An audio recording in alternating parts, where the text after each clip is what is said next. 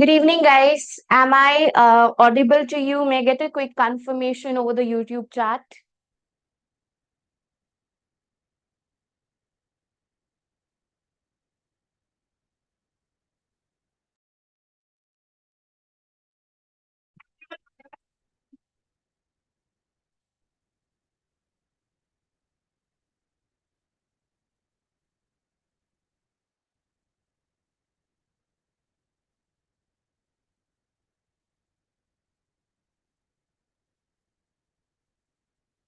Yes, guys. Audible, loud and clear.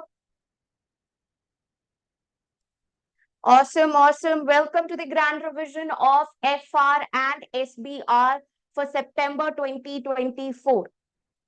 Ready for the revision?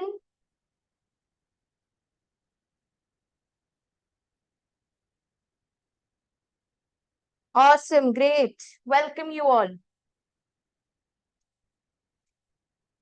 So, since you are here, I'm sure you're giving either FR or SBR. So I'm just going to give you a small introduction that you are going to have the first part of the session, which is like overlap between FR and SBR. So first we will cover the FR component, okay?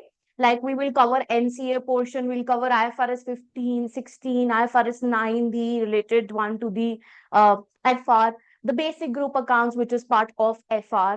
And then later on, we would go just to the SPR portion, like share-based payment, employee benefits, your, advanced group accounts, which includes your foreign exchange, which includes your this cash flows as well. So we would do all that portion towards the end. So all the FR students, say hi in the chat box. Are you here, the FR students? Right? So all the FR students, you would listen this particular session up to the amount of time I tell you. So the moment I say FR students, close your ears, you have to close your ears. Sometimes there are things which are related to just SBR. So you have to close your ears. The students are also supposed to leave the session, okay, once I say that the FR content is over. Because if you listen it till the end, then you would feel like, oh my God, what is this? I've not done this. And that unnecessary panic mode would get on. And I don't really want that. So just simply leave the session when I say that I'm done with the FR content. Okay. Sorted with everyone. Should I begin? High on energy. Yes.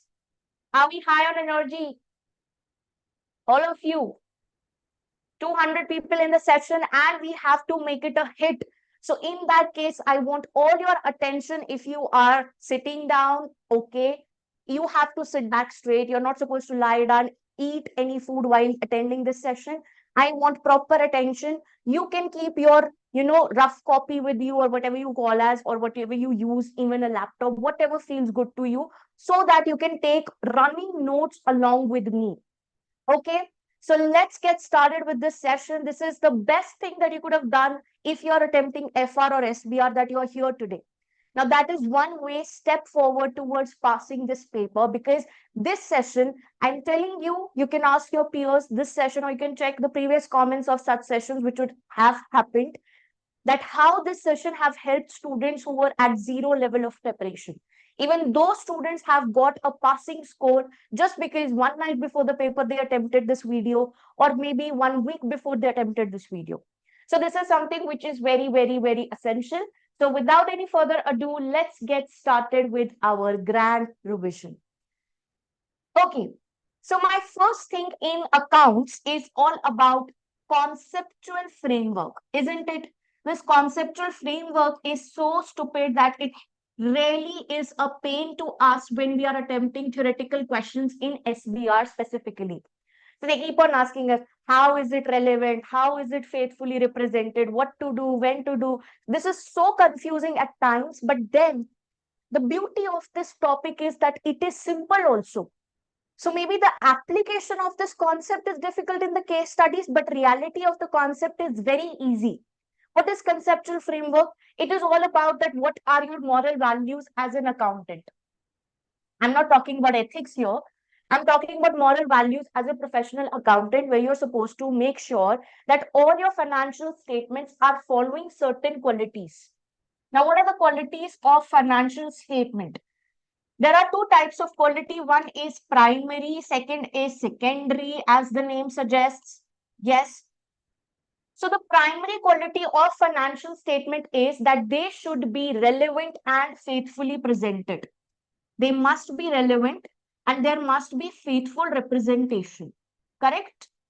Relevant and faithful representation. Now, what comes under relevance? Whenever you are in lack of words, okay? Whenever you are in lack of words in SBR's case study, you have to make sure that you try to link your answer with these two things. Now, these two are like sugar and salt in any preparation of a dish. Okay, that might be a different dish. For sweet dish, you would use sugar, and for not like the main course, you might use salt. But these are the ingredients of our SBR answers.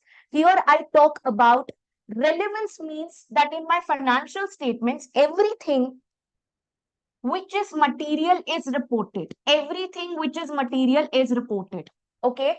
And faithful representation is CNF plus substance over form. So what is CNF? CNF means complete neutral free from error. Complete neutral free from error. And what is substance over form? For example, you use this concept of substance over form in your like IFRS 16 sale and leaseback. So actually you are selling an asset, but still you are referring to IFRS 15 and then concluding whether it is a sale or not. So that means sale and leaseback is a very different concept because legally I am selling something, but still I am referring to IFRS 15, whether it is a sale or not. That concept is known as economic substance. What matters to me is the economic reality of the transaction and not its legal form. Now, that concept also comes under faithful representation. So, as accountants, we are not lawyers, we are just accountants, okay? So we have to make sure that we are following these qualities of our financial statements, relevance and faithful representation. What are the secondary qualities of financial statement? They should be comparable, they should be timely, they should be understandable, and they should be verifiable. CTUV. Now that's not a name of a car, but okay, you can just remember this CTUV. Comparable. How can you make your financial statements comparable? In any case study, MCQ of FR, whatever you feel like, if they give you a situation and they ask you that, is this a correct accounting treatment? And you see that, okay, last year I was following this method. Now this year I will follow this method. Now this might lead to a problem with comparability. Whatever I disclose in financial statements in the previous year should be consistent with what I disclose in the current year. For example, if you have used revaluation model in the previous year, you're supposed to use the same model in the next year. Now, estimates can change, but your policy should not change. Unless it is like very a dire need, that is part of your IS 8, in fact. So that is the concept of comparability. What is timeliness? What if I prepare my financial statements of 2012 now? Would it matter? Yes. Would it even matter to you if I prepare the financial statements of 2012 today? Would you use that? Not at all. So they should be timely, right? So I should prepare them according to when the users might use them. They must be understandable. What is understandable? That means it should be simple. Do not clutter your financial statements. Don't make them over. You can say, like, for example, your kit answers are very messy for you to understand. So you say it's not understandable. Tashwita, can you give your own answers? That would make more sense to us. So what do you want in your life? Understandability. So same for the users. Don't make such financial statements which are not understandable to them because they are not from commerce field. They might be lawyers, they might be doctors, they might be scientists. They do not know what accounts is. So make it understandable for them. Lastly, they should be verifiable. What is verifiable? They should have some source document. There must be an existence of source document. If it does not exist, a transaction should not be recorded.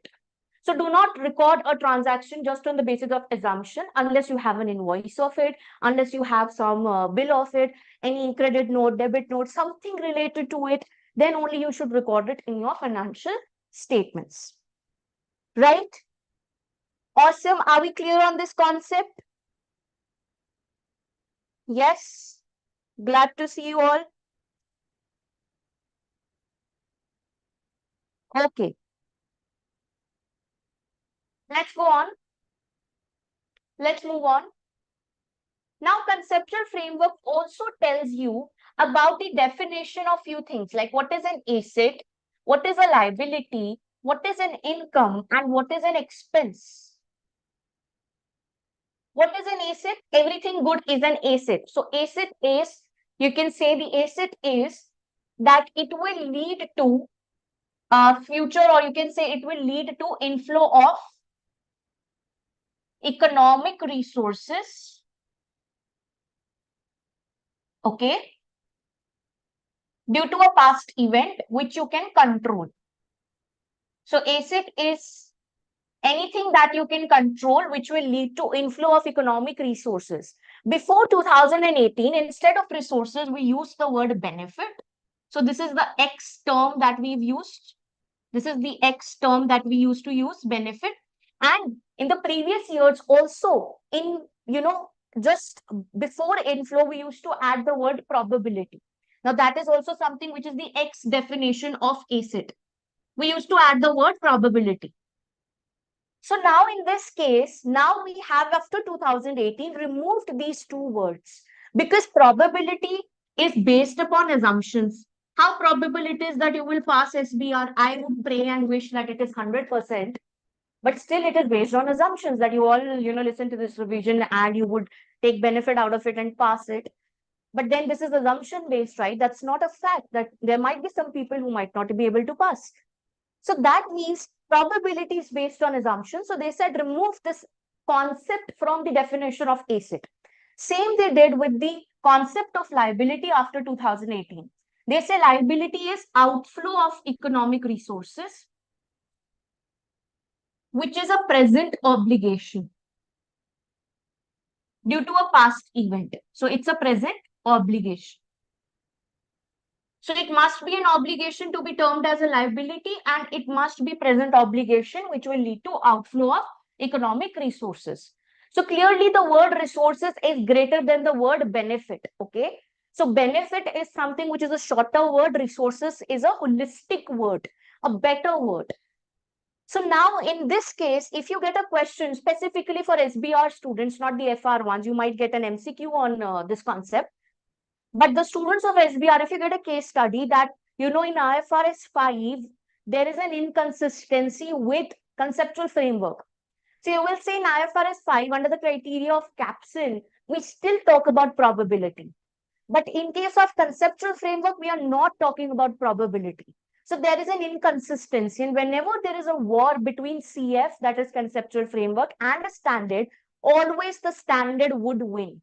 Because conceptual framework is voluntary to follow. Conceptual framework is a voluntary habit. If you want to do it, you follow it. If you don't want to do it, you can skip it. So that is why whenever there is a fight between standard and CF, standard is going to win. Then what is the definition of an income? Everything good is an income. So income is increase in, okay.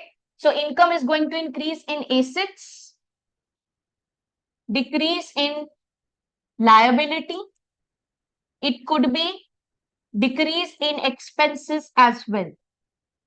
So everything good is an income, whether it increases my asset, decreases my liability, or decreases my expenses. So if I will decrease my, expense, that would also be treated as an income. Then expense. What is an expense? Anything which decreases my assets, like depreciation. Depreciation debit, asset credit. Then anything which increases my liability. Whenever you create a liability or entry is P&L debit, liability credit, right? Then anything which decreases my income is also an expense. Now I would add the component of equity here. How income and expenses, they impact equity in a business. So how income and expenses would impact equity in a business? In case of income, the profit gets added to equity. So income increases the equity and expense decreases the equity. I hope you all know under the accounting equation that you must have done in your basic classes that our profits, okay, our profits are Our profits are getting added into retained earnings. They're getting added into capital. So income is increasing my equity and expenses are decreasing my equity. So you might get a question, again, FR students, close your ears. So SBR students, you might get a question that under IFRS 2 share-based payment, okay, when we have an equity settled share-based payment, what is your journal entry? The journal entry is, we say expense debit because we are paying this to our employees, so expense debit, and equity credit because you are issuing your share options to your employee, right? So you are issuing your share options to your employee. So you say expense debit, equity credit. But the question comes, in this case, is it not contradicting what I just said in the CF, the definition of expense? Because expense is something which reduces my equity. But in this case, what is happening? It is increasing my equity. Equity is getting credited, it is increasing. So is it not a clear contradiction with the conceptual framework? Just think yourself, take a minute. Is it not a contradiction? SBR students, yes, it is a contradiction, but again, you will say CF is not valued, IFRSs are valued. Okay, so you will explain this contradiction if it is asked as a gray question or a bouncer question to you. And then you would also tell them that maybe why they are creating an expense and increasing the equity at the same time is that they are considering their employees, okay, they are considering their employees as assets. And by paying them their salary in form of shares, they are saying our asset is diminishing. We are using our employee service. So asset is decreasing. That's why we've created an expense. That's a stupid logic that they've given in your exam kit. So you would also write the same kind of logic, but at the end, you will make your own answer, explain this contradiction, and just tell them even if the contradiction exists, doesn't matter. We are anyway going to follow standard. So IFRS 2 over conceptual framework. So this is what I would like to say to SBR students. Now, FR students, you can come back. This is the definitions of asset, liability, income, and expense. Now I would move to the next portion, which is, okay, next portion, which is non-current assets. Non-current assets. What are non-current assets? Any asset, you know what is asset from CF now. So any asset which you own for more than 12 months, anything that you own for more than 12 months, that is a non-current asset. Now, non-current asset can be of different types. It can be an intangible asset. It can be a tangible asset like property, plant, and equipment, or it can be an investment property. These are the three kind of assets you might have in your financial statements, which are non-current assets, right? Now, in this case, what is going to happen is we are going to bifurcate these three standards on the basis of their accounting treatment and definition. Let me first talk about the definition part.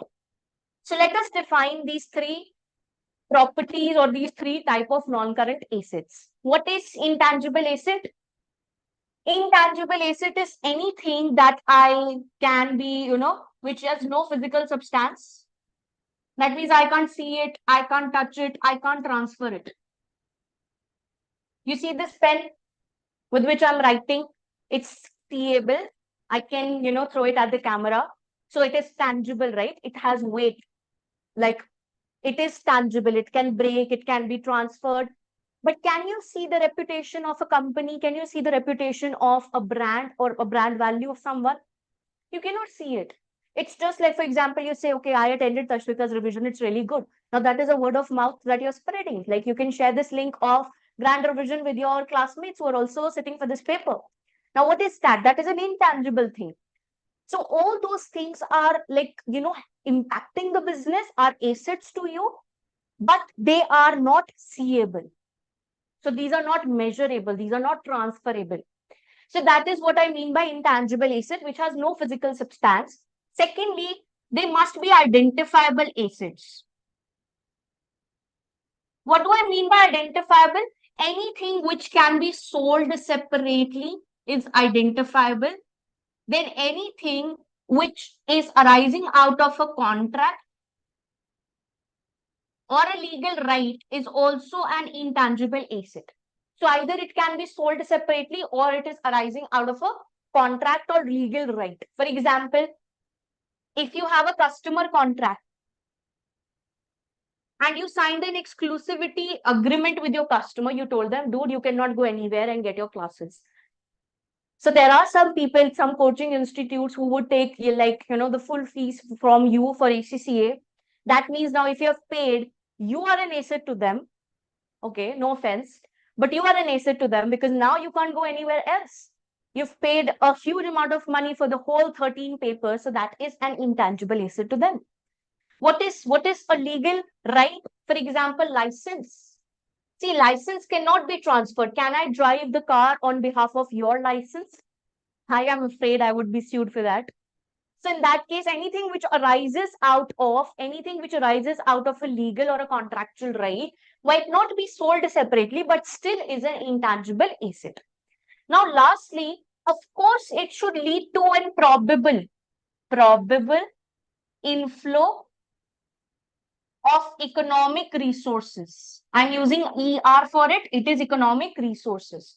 Now, again, in this standard, these guys have come back to probability concept.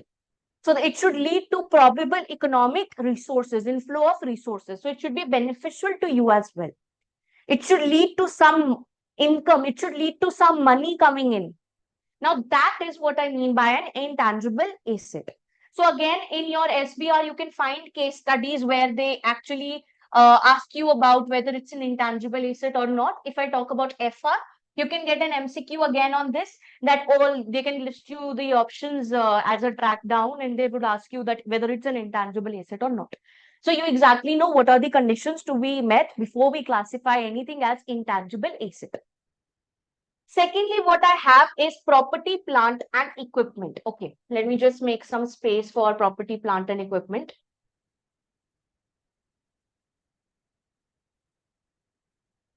Fine.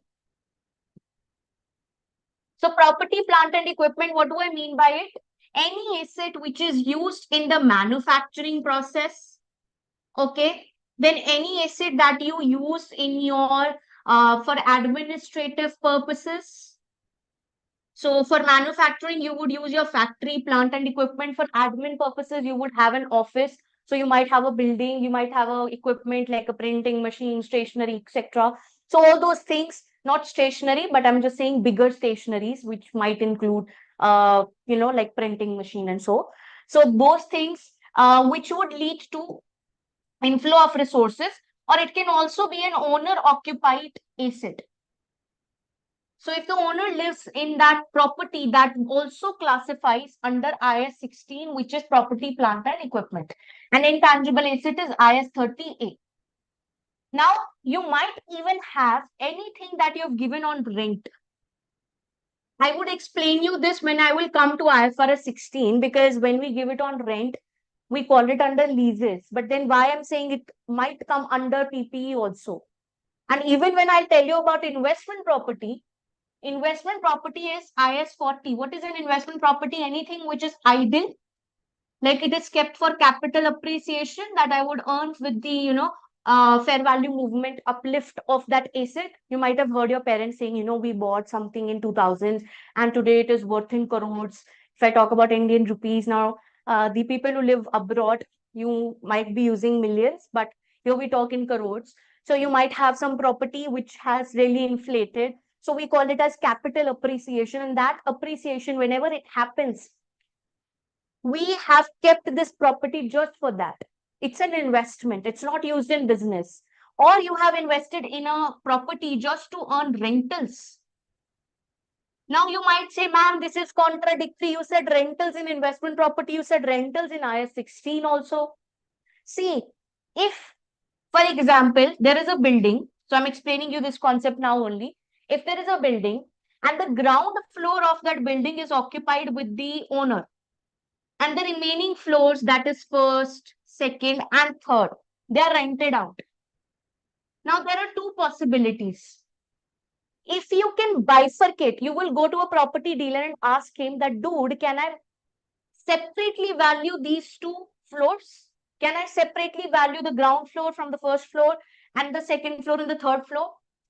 Can I sell them separately? If he says yes, then you will say the ground floor, since it is owner occupied, is IS 16. And then you will say the first three floors, since they are also separable, they are investment property. Cool. Now, if they say no, they can't be separated, you'll say now because the owner lives here, so that's why it will just be treated as, IS 16. Okay. Just a minute. Yeah.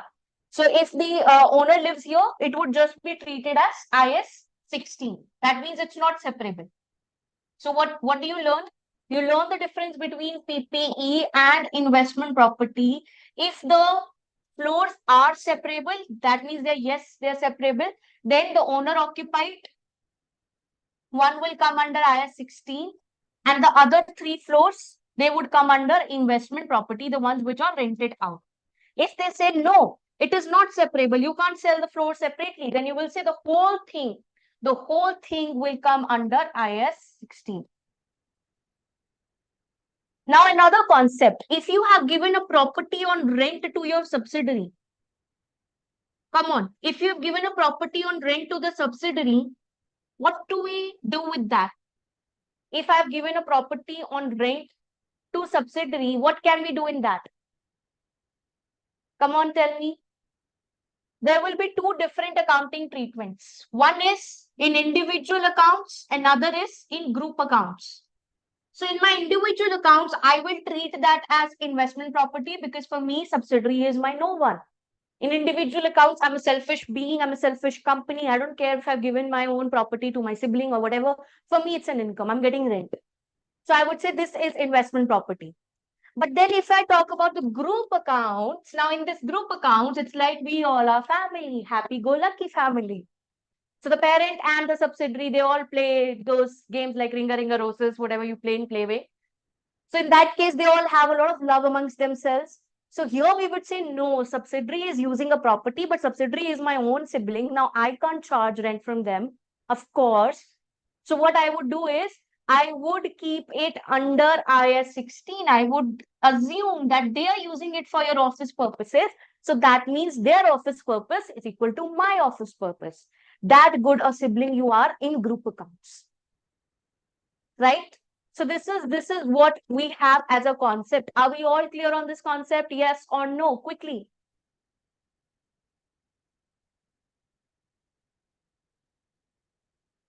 All clear?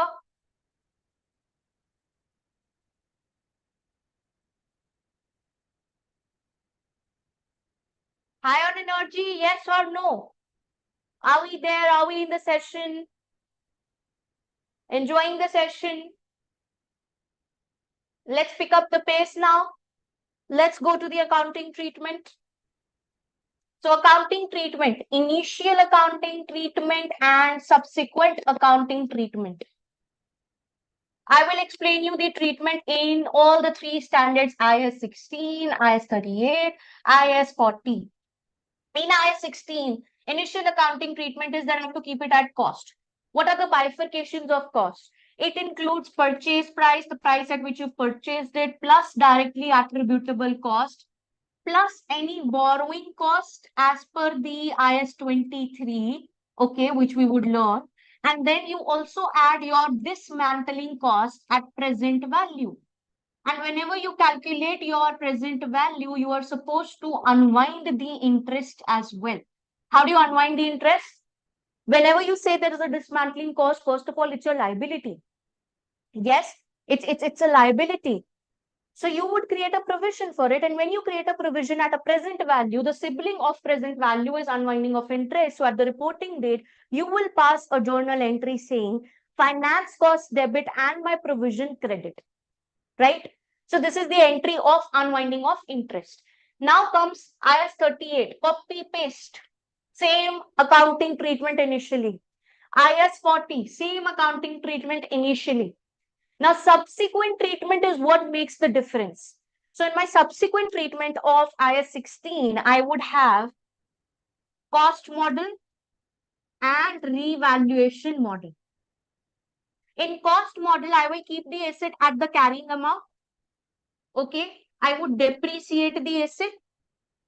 Depreciation will be applied either on straight line basis or on reducing balance method, whatever you feel like, whatever your policy is. And then you would also impair the asset, right?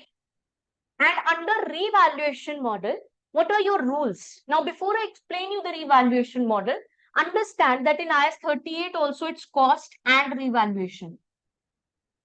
You choose one of them. But for investment property, it's either the cost model or fair value model. When the name of the model is same, the rules of the model are exactly same. Unlike the real world. So if my name is Tashwita and maybe some other Tashwita is also listening to me, we are two different people. But in accounting world, if the name of the model is same, the person is same, the rules are same. But here the cost model, revaluation model, cost model. What in the world is this? Fair value model. So let us bifurcate between that. Let's understand the difference between fair value model and revaluation model. Revaluation versus fair value. Many people, they pass their SBR and still they don't remember it. Not just SBR, even FR. They would pass it, then, later on in AAA or so, paper like that, they would come and ask me, ma'am, there is a difference between revaluation and fair value model. That's what they ask me. And then I am like, oh my God, were you not there in the grand revision? Were you not there in your classes? So cost model is different, but these two models are totally separate. Revaluation model says that I will take my asset to its fair value whenever it is necessary. When it is necessary, when the difference between the carrying amount and the revaluation amount or revalued amount is very high, very significant. That is when I conduct revaluation. Okay. So I need to conduct the revaluation or take it to the fair value whenever necessary. Now that is the basis of judgment. But in the fair value model, there is a rule that you have to take the asset to its fair value at each reporting date. RD stands for reporting date. So I have to take it to the fair value at each reporting date. Now here, because I'm not taking it to fair value at each reporting date, I will keep on charging my depreciation.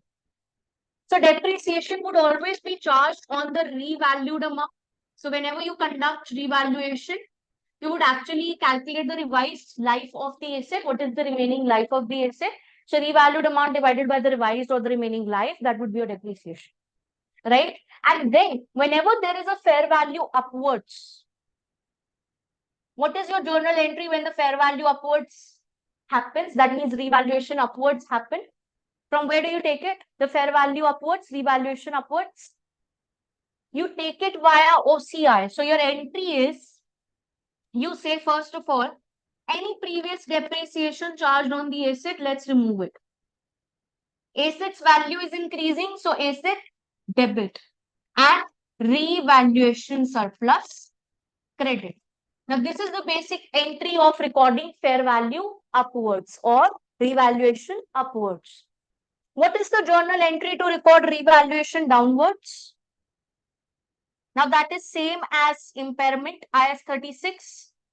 Exactly same as IS 36 impairment. So, how do you take it to the downward value? You actually pass a journal entry as asset debit, P&L debit, but this is a balancing figure. First, I need to take out the loss. Downward revaluation means there is a loss. So first, I would take out my loss from the previous surplus. So revaluation surplus, if it exists related to that asset, first I will take out my loss from there. So revaluation surplus debit, balancing figure to P&L, and my asset credit. right? Now this surplus goes via OCI, of course. And if you look at this, the impairment or the revaluation downwards goes via P&L. So this is the rule for revaluation upwards and revaluation downwards. Whereas in fair value model, just look at the rule, there is no depreciation. Why? Because anyway, I'm taking my asset to its fair value at each date. So whatever the depreciation would be is reflected in the decrease in value. So no need to, again depreciate it. That's what the logic says. Now, if there is no depreciation, what I would do is I would take it to fair value at each reporting date, and whether it's a fair value upward or downward, both of them will go via statement of profit and loss. So this is what we do for our investment property, and this is what we do for our revaluation model. And remember, in revaluation model, you cannot cherry pick. What is cherry pick? For example, you might think, okay, ma'am is teaching simple subjects or simple topics right now. I will join the session later on. You're cherry picking. There might be a small concept that you've actually forgotten and you will revise it here. So that is what cherry picking is. You're not supposed to cherry pick anything. If you are revaluing one asset, you are supposed to revalue the whole class of assets. So if I have 5 such pens, if I'm revaluing one pen, I have to revalue the 5 or the whole 4 remaining 4 pens as well. Correct? So this is what is the rule of revaluation model and fair value model. And with that, we conclude our non-current asset section and we get to know the difference between intangible asset, PPE, and investment property. Are we clear on this, all of you? Yes? Are we all clear on this?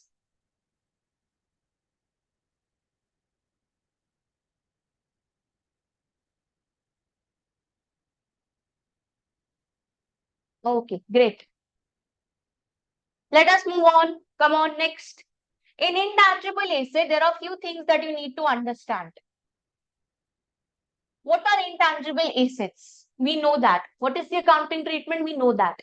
But still, there are some extra topics in intangible assets. For example, when I talk about internally generated brands, always remember that these internally generated brands were not legal rights or contractual rights and cannot be sold separately because we do not have their fair value with us. So they are not recorded in individual accounts. But when we consolidate, that means when we actually acquire a subsidiary, they are recorded in group accounts. Because when you acquire a subsidiary, you've actually acquired their internally generated brand as well. You've actually paid for them as well. Right? So this is what we have to actually record. Then next, you need to understand that there is something known as internally generated goodwill and externally generated goodwill. So again, internally generated goodwill is not recorded whether individual or group accounts. Externally generated goodwill always arises on group accounts. You know the working note number 3, both FR and SBR students. So we actually record that externally generated goodwill. Then in intangible assets, we have a concept of definite life assets and indefinite life intangible assets. What is definite? If you have done SBR students, if you have done this Corbel company question, that was just based upon brands having definite life or indefinite life. Just say yes if you have done this. Yes, Corbel. Give your attendance. Now the definite life assets, they are being amortized. Here we call depreciation with a new fancy name, which is amortization. For indefinite life assets, we conduct annual impairment review on our assets. We conduct annual impairment review. Okay. So that is being done under IS 36, where you compare the carrying amount with the recoverable amount. And finally, you get the impairment and you allocate that impairment. And then lastly, in intangible assets, we also have a concept of research and development. It is very important concept for both the papers, FR and SBR. So in research and development, there is an acronym that I've kept, PIRATE. So PIRATE is P stands for probable, economic inflow of resources. I stands for that you have the intention to complete the development. R stands for that you have the resources to complete the development. Then whatever you're developing, you are having the ability to use or sell that. Ability to use or sell. Then you have the technical feasibility as well. Okay. So you can actually develop that. It is technically possible. And then you can reliably estimate the cost of development. So if all these Pareto conditions are met, then we say that the cost is capitalized as development cost. Otherwise, it is expensed as research cost. So you get a lot of MCQs and case studies. For FR, you get MCQs, and SBR, you get case studies, whether it's research or whether it is development. Right? So all should remember this concept from intangible assets. It's a very, very important concept. Okay. Next. Now, other, tail areas of non-current assets, we have, for example, borrowing cost, IS 23. We talk about one keyword here, which is qualifying asset. What is a qualifying asset? Anything which takes time for to bring it to its available for use situation. So what is a qualifying asset? Anything which takes time for its available for use situation. So it is taking time for its construction. So if you're building a property, it will take time for construction. So that is a qualifying asset. Now on that qualifying asset, if you have taken a loan to finance it, whatever interest you pay on that loan, whatever interest you're paying on that loan, it will be capitalized. Okay. And you are supposed to make sure that whenever the construction starts, and for example, the loan was taken here. So the construction started on 1st January 2024, but the loan was taken on 1st February 2024. So you will start the capitalization from this overlapping period. Let's suppose the construction stopped on 1st July 2024, but the loan was going on.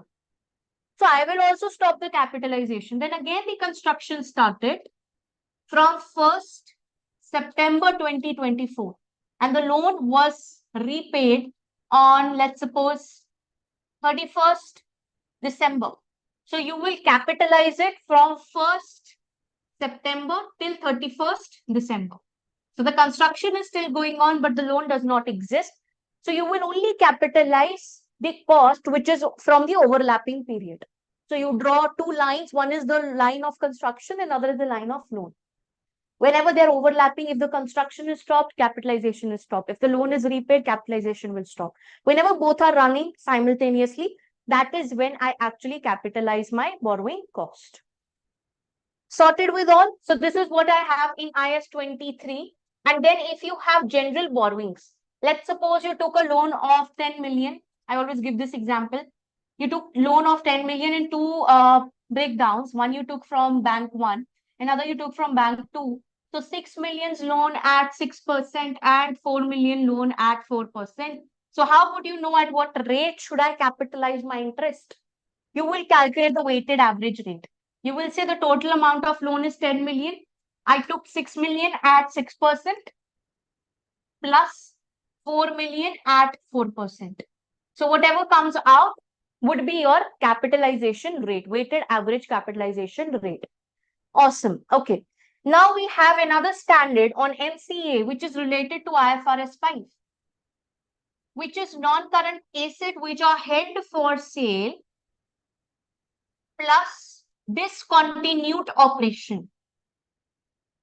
Non-current asset held for sale plus discontinued operation. Now, what is held for sale? Whenever I have an intention to sell any of my non-current asset, for example, I say I have a cycle since childhood, I want to sell it. So in that case, I need to classify it as held for sale. So when should I be sure that it is held for sale? When the caption is met. Now, what is caption? Caption stands for commitment to sell. You're committed to the plan of selling. A stands for you have an active plan to sell that thing. P stands for you will sell it in the present condition. Okay, you will not conduct any repairs or so. So if in any question or a case study they say no, we will still repair it or there will be some modifications and then we would sell it, you'll say, no, this is not IFRS 5, right? So that is what we have to make sure, that it must be in the present condition. Then sale is probable. So the probability concept again, and there we go against conceptual framework, like we went against conceptual framework in IS 38 as well. Probable economic resources. So again, the probability concept is waived off from CF, but these standards still talk about probability. What in the world the ISB is doing, they should reform their IFRSs as well.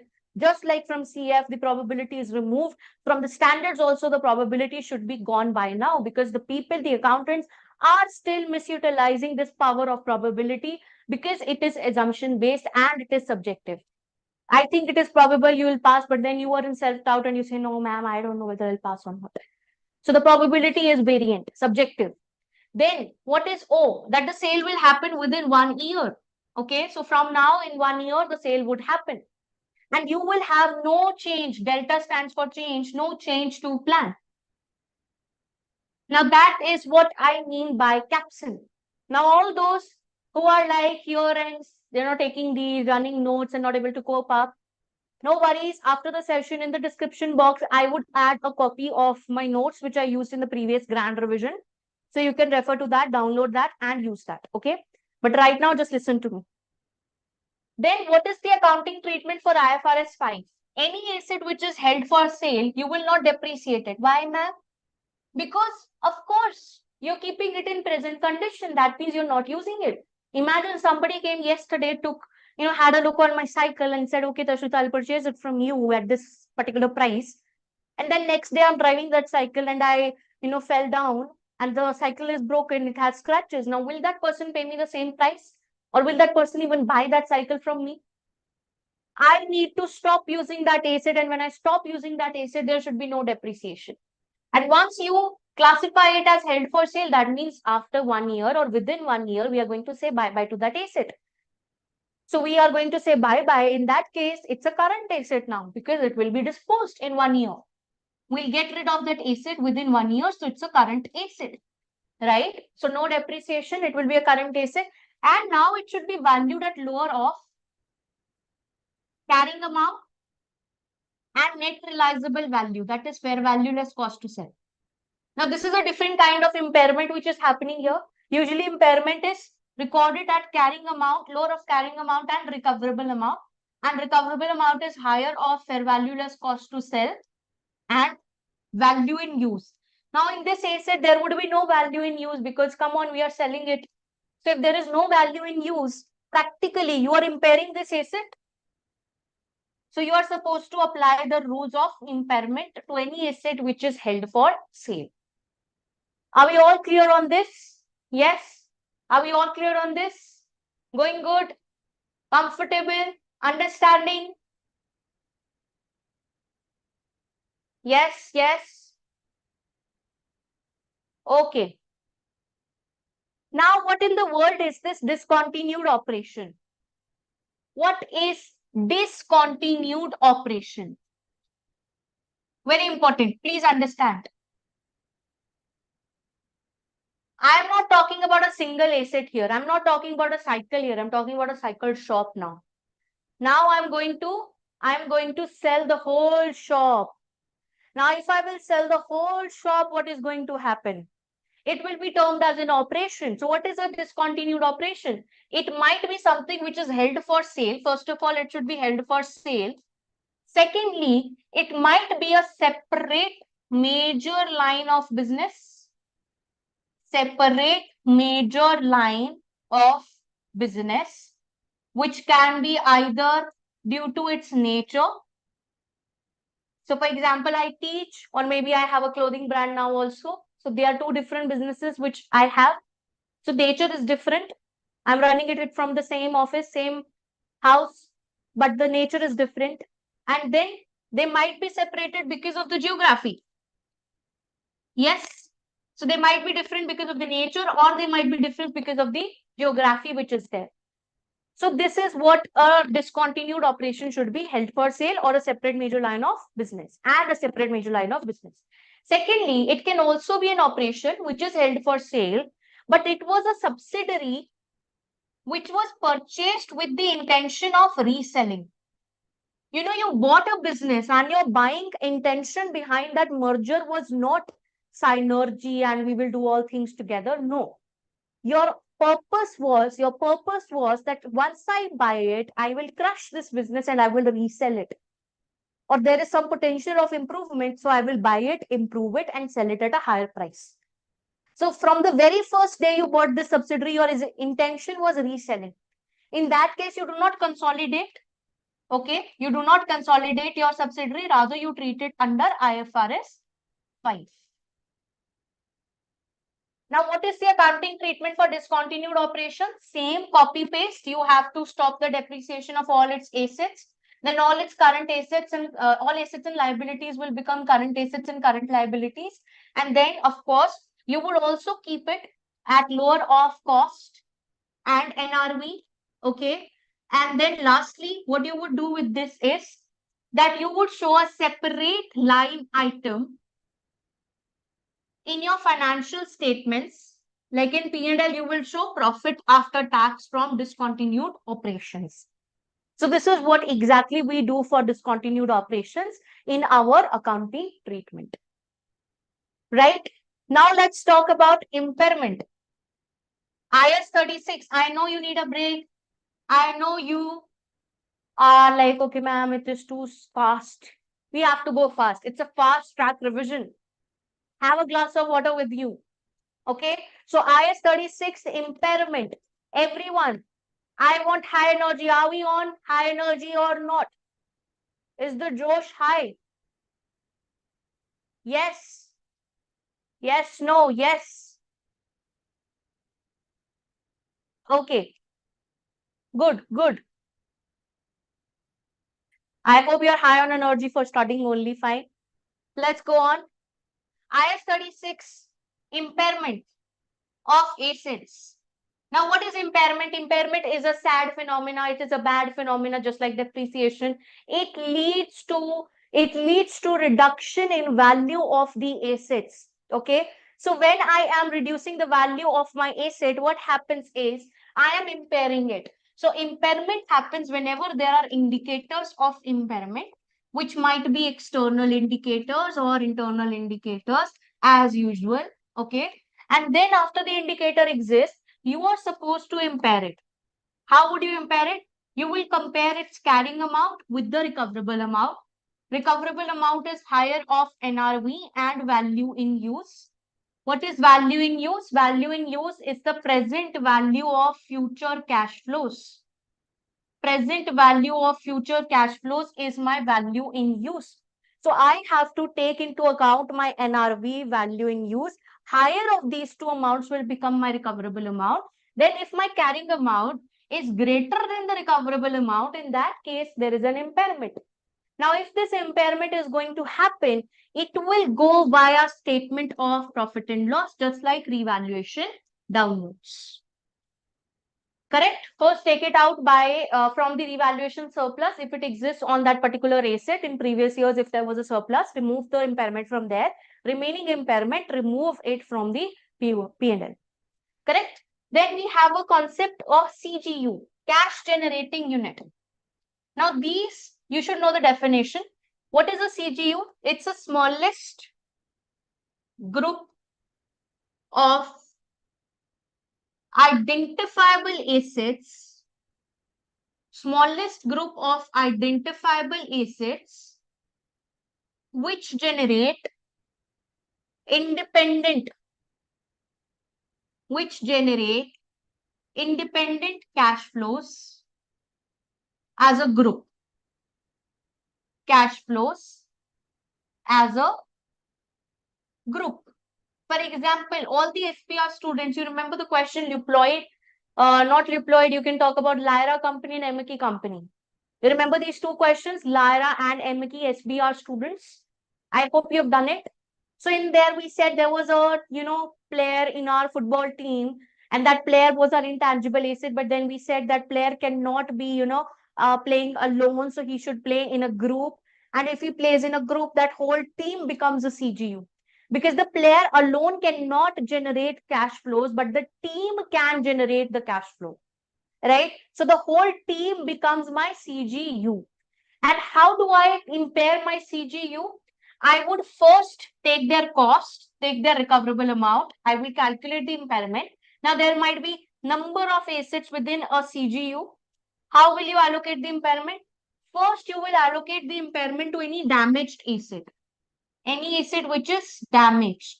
Second, you will allocate the impairment to corporate assets like goodwill.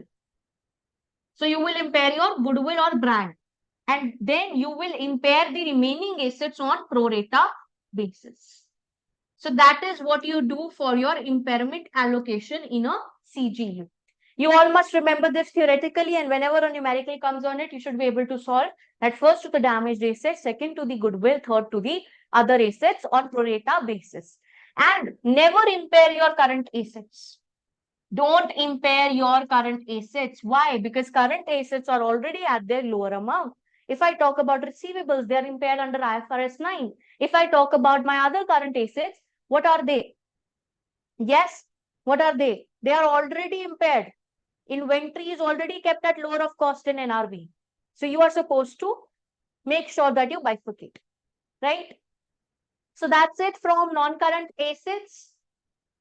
Now, let me just give you a brief of agriculture, IS 41 as well. This is part of FR, but for SBR students, it is less examinable. The examiner has said that we won't examine you on this, but since it's an FR knowledge, so they might ask you something out of it, maybe, okay? It's not a thumb rule that they won't ask you. So just for your knowledge, I'm giving you some tips about IS 41. Even though in FR also it is less tested, in SBR also it is less tested, but still let's talk about it. So agriculture, what we have here is, we have something known as bearer plants. Now these bearer plants, for example, there is an apple tree. There is a forest that you own. So that is your property, plant and equipment. Okay, that is your IS 16. Now from that bearer plant, if the plant is hanging, in the, your plant, you can say a fruit is hanging, until the day it is hanging, it's your asset. The day you actually just cut or harvest that, it becomes your agricultural produce. It becomes your agricultural produce. And what is the accounting treatment? You are supposed to, I'm talking about bearer plants going into IS 16, but there are something known as biological assets as well. What are biological assets? For example, if you have a goat, a sheep, a cow, and you are into the dairy industry, so what you do is you actually, you know, let's suppose you are into dairy industry and you actually extract milk out of a animal, and then this biological asset would be your, you can say, your cattle. Okay, so that would be a biological asset. But once the dairy product is out, then you would say that's my agricultural produce. So what we do here is that first of all the biological assets are kept at fair value less cost to sell. They're kept under fair value less cost to sell. That means they're kept at NRV. And we always at each reporting date take them to their fair value less cost to sell. And whatever is the gain or loss, it goes via P&L. That means you do not depreciate your biological assets, okay? And this agricultural produce, the moment you harvest it, you again take it to fair value less cost to sell. The gain or loss goes via P&L. Then thereafter, it is kept under inventory. It's your inventory. If you have liters of milk, that would become your inventory if you are into a dairy industry. If you're selling milk, so whatever you harvested from the biological asset would become your inventory. So bearer plants are investment, are your IS 16. They don't fall under the scope of IS 41. But the agricultural produce we get is kept under fair value less cost to sell on the date of harvest. And then thereafter, we keep it under inventory, IS 2. Okay. And here in this case of biological asset, we keep the asset at fair value less cost to sell. We take it to its fair value less cost to sell at each reporting date, with the gain or loss being reported in P&L. The moment we harvest, we again take it to fair value less cost to sell. Again, the difference goes into P&L, and thereafter it is kept under inventory, which says keep your inventory lower of cost and NRV. So you should just know this simple small concept of IAS 16. Right? We should just know this small concept of IAS 41 for FR and SBR both. Are we clear on it? Yes, no? Bearer plants, IAS 16. Biological asset, agriculture. Biological asset kept as at fair value less cost to sell at each reporting date with the gain or loss going into P&L. The moment I harvest a fruit or I harvest a crop or I harvest any dairy product out of the biological asset, that day also I take that asset to its fair value less cost to sell. Again, the gain or loss goes to P&L. Thereafter, it is kept as inventory. Simple. Yes? Okay, awesome. Awesome. Next comes our another standard, which is revenue.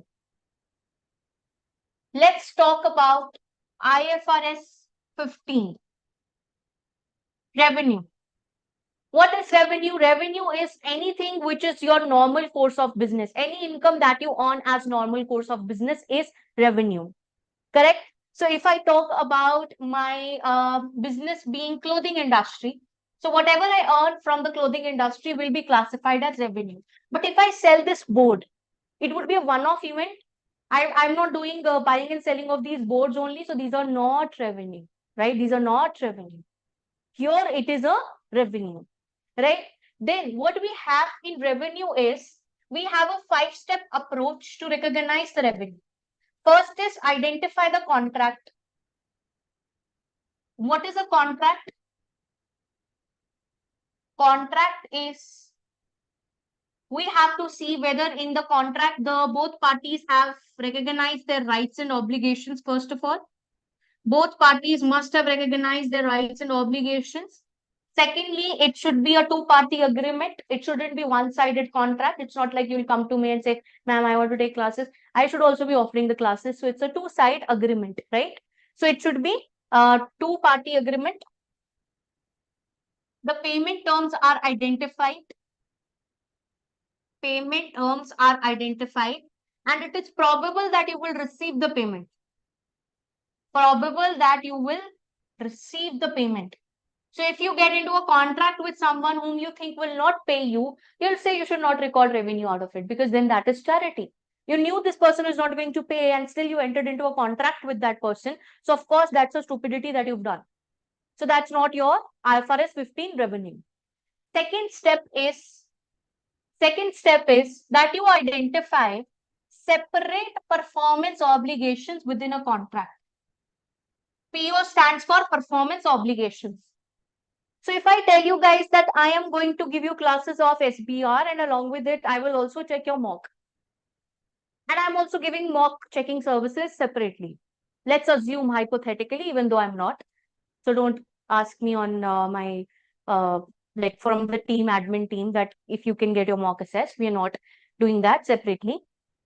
So let's suppose it's there hypothetically. So within a contract of buying SBR course, you're getting two obligations, you're getting two rights, right to tuition, right to mock assessment.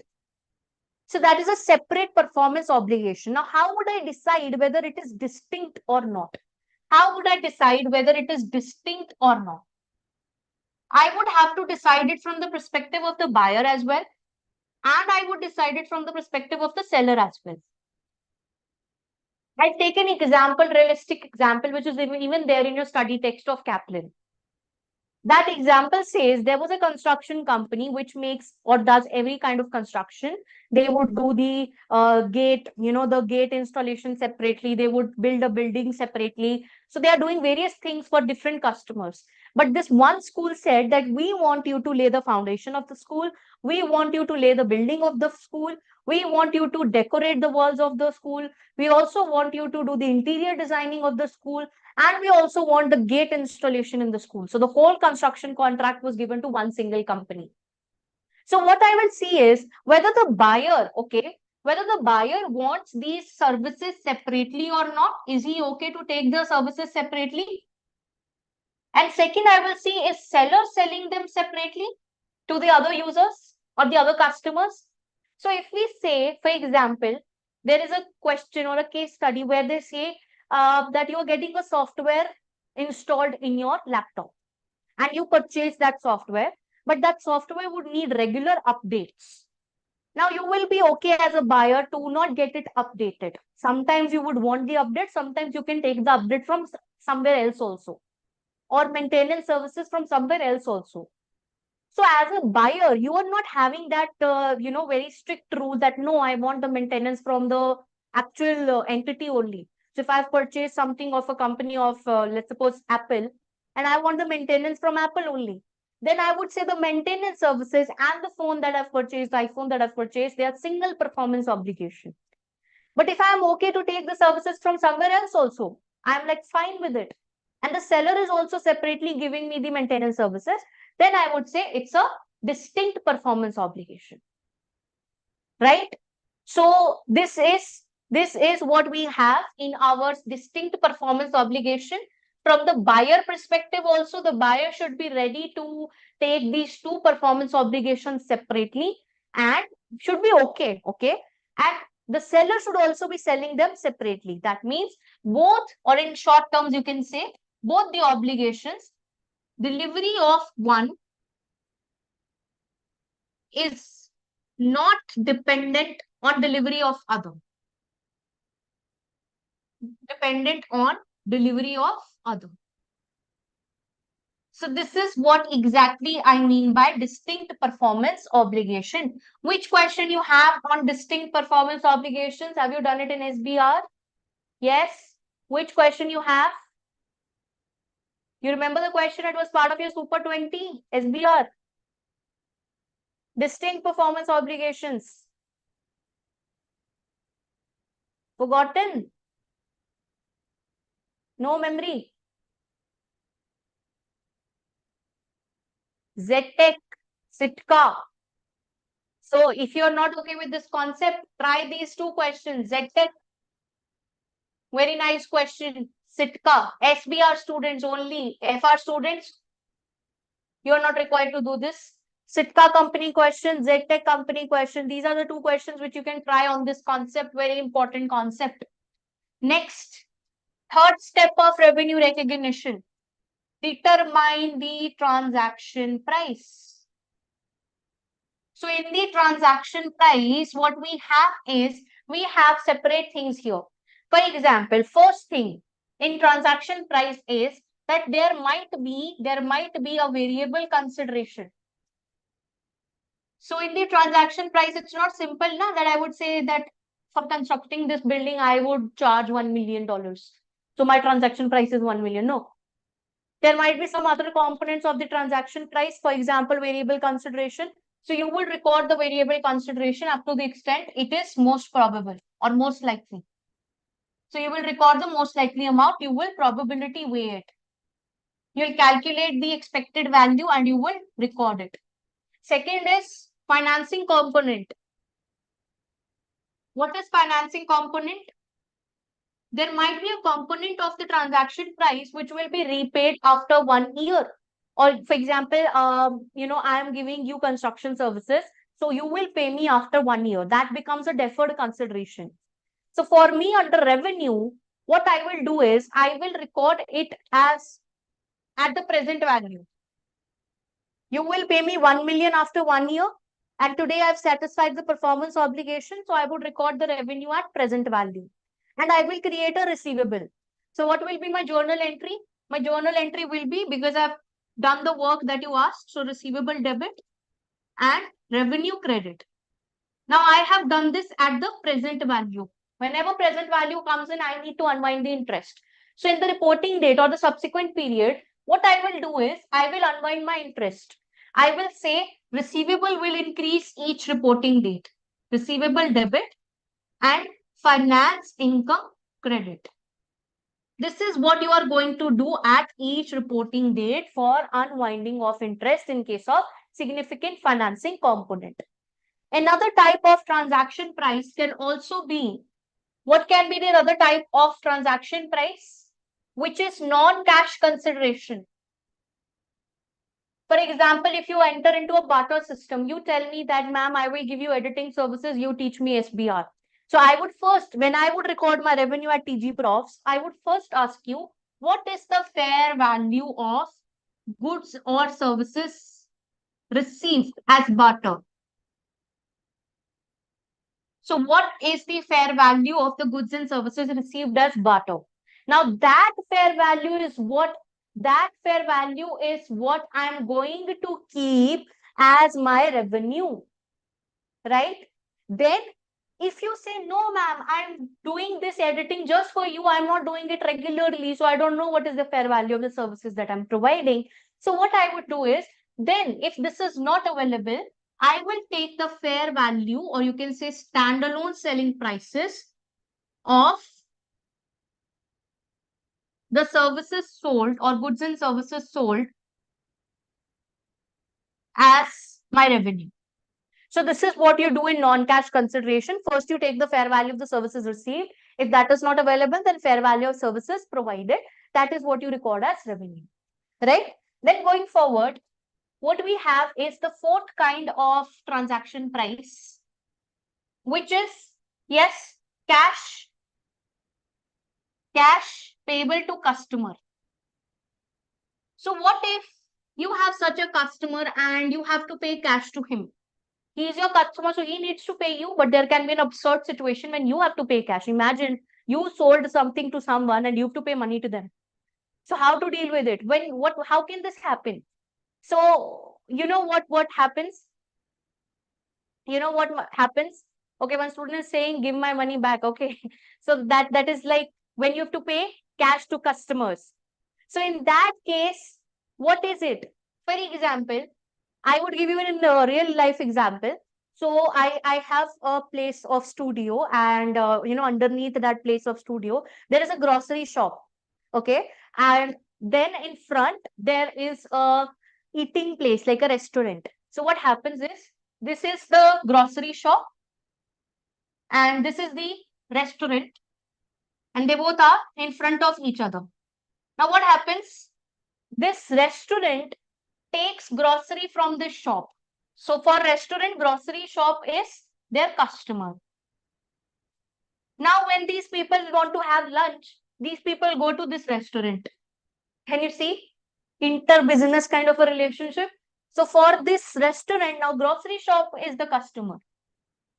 So in that case, what I would say is, I would simply, mention it as that this customer, that means for grocery shop, the shop owner, they have a customer, which is the restaurant, and they are also the customer of the restaurant. So what will happen? Let's suppose the grocery shop owes $100 to the restaurant, and the restaurant owes $80 to the grocery shop.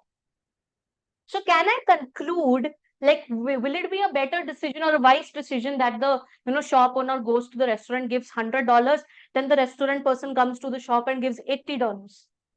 Would it be a good choice? We can just simply net them off. We would say that grocery shop has to give $100, customer has to give $80. So in net, let the shop owner give $20 to the restaurant. We will net it off, right? So this is what happens when the cash is payable to the customer. Now, another situation, another example. I was taking my crash course, first ever crash course that I took in offline. Now I don't take offline classes, but there was a time when I've taken it in Delhi. Okay, so that's a capital of India.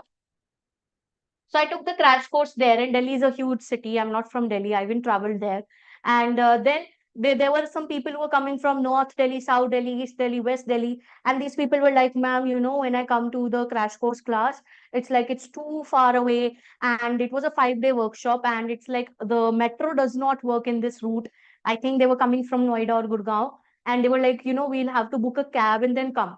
So what we did as, providing the workshop, we said, okay, whatever fee that you're paying as at a workshop, we will bear your, or we will give you a travel allowance. So let's suppose the workshop cost was $100 and their travel cost was $50. So we reduced it 100 minus 50 and we said you give us net $50. So we gave you a discount. So if you enter into such an arrangement with the customer, you treat it as the amount that is payable to the customer, you treat it as a discount and you reduce it from the transaction price. right? So that is what is here under IFRS 15, fourth type of consideration, which is cash payable to customer. So either it is like to be netted off or it is to be deducted from the transaction price based upon the question. Are we clear on this? Yes or no? Are we clear on this? Yes.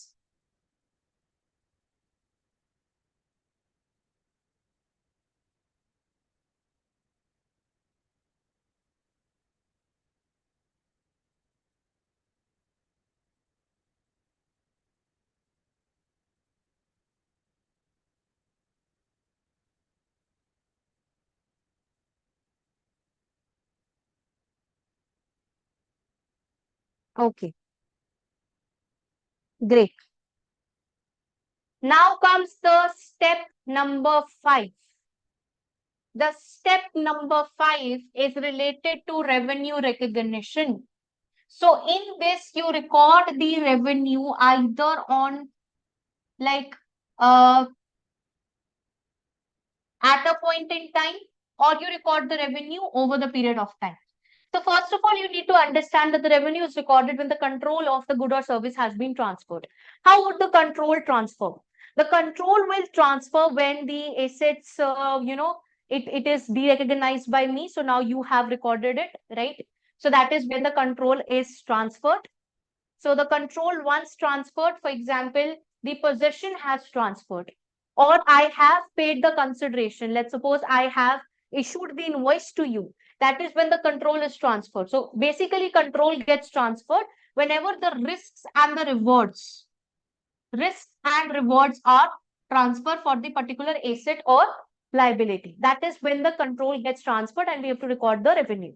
Now, they say that the control can transfer at a point in time or it will take some time over the period of time. So whenever it is not over the period of time, it is always at a point in time. And what are the conditions which should be met if it is over the period of time? Any one of them. Number one, customer simultaneously receives and consumes the benefit. Okay, that is one thing. Second is that you're enhancing an asset. You're enhancing the asset which is controlled by the customer. For example, the customer said that I have a piece of land, you build a property on that. So in that case, you will have an enforceable right to payment. RTP is enforceable right to payment. And then lastly, you are doing customization. You are enhancing an asset for the customer and that belongs to the customer, like it belongs to you. The land is now yours, but you are building a property for a customer, but you can't use it for your own use. Why? Because it's a customized thing. Let's suppose they said, make a building with our logo. So you made the shape of the building as the logo of that company. Maybe it was an H, so you made an H, which specifies the logo of that company. Now you can't use that because maybe your name of the company starts from T. So you can't use H. So that is something where we say it is customized. And again, you have, for sure, you have a right to payment and the revenue is recorded over the period of time. So for construction contracts, OTP, for teaching, for anything like employee expense, like for example, you are getting paid for some kind of work like editing, you will do the editing over the period of time. You're getting paid for some like updates to the software, that is also over the period of time. You're getting paid for some kind of training that you're providing, even that is recorded as revenue over the period of time. So this is what you have to make sure you know as 5 steps from revenue recognition. Are we guys clear on this? Yes or no? Are we guys clear on this? Okay. Now guys, we would just take a break of 5 minutes. And let me tell you, the students who are, might think that we would pass by just looking at the video. This is for the students who have done their preparation, are revising it. So I'm just revising fast track important concepts and important standards. For example, I've revised the revenue with you. Similarly, I will revise other concepts with you, but just the crux of it, not the like full standards can't be revised in one single session of 3 hours, right? So let's take a break. Yeah, step number 4 is pending. Sorry. So I went to step number 5 directly. Step number 4 was allocation of transaction price to separate performance obligation. So here simply you just allocate the transaction price which you calculated in the step number 3 and you allocate it to various performance obligation on pro rata basis. So you look at the standalone selling price. So if you say, ma'am, I paid you 200 USD for SBR tuition, and I say, okay, for tuition I charge 150, $50 I charge for mock assessments and assignments. So the standalone selling price is given to you. Based on that, you will say, okay, out of 200 contract price, 150 is allocated to tuition, 50 is allocated to the you can say the mocks. So I'm just giving you hypothetical example, okay? And that is it. So IFRS 15, we've revised major parts of IFRS 15 which are tested. Now we will take a break of 5 to 7 minutes and then we will get back with a very important standard which is IFRS 16 leases. IFRS 16 is coming up next. Then we will take up the standard of IFRS 9, your favorite standard. Okay. And then I will take up group accounts. So for the FR students, you will be here till here. After that, I will take up the specific standards like IS 19, IFRS 2 and advanced groups. Okay. So see you after another 5 to 7 minutes.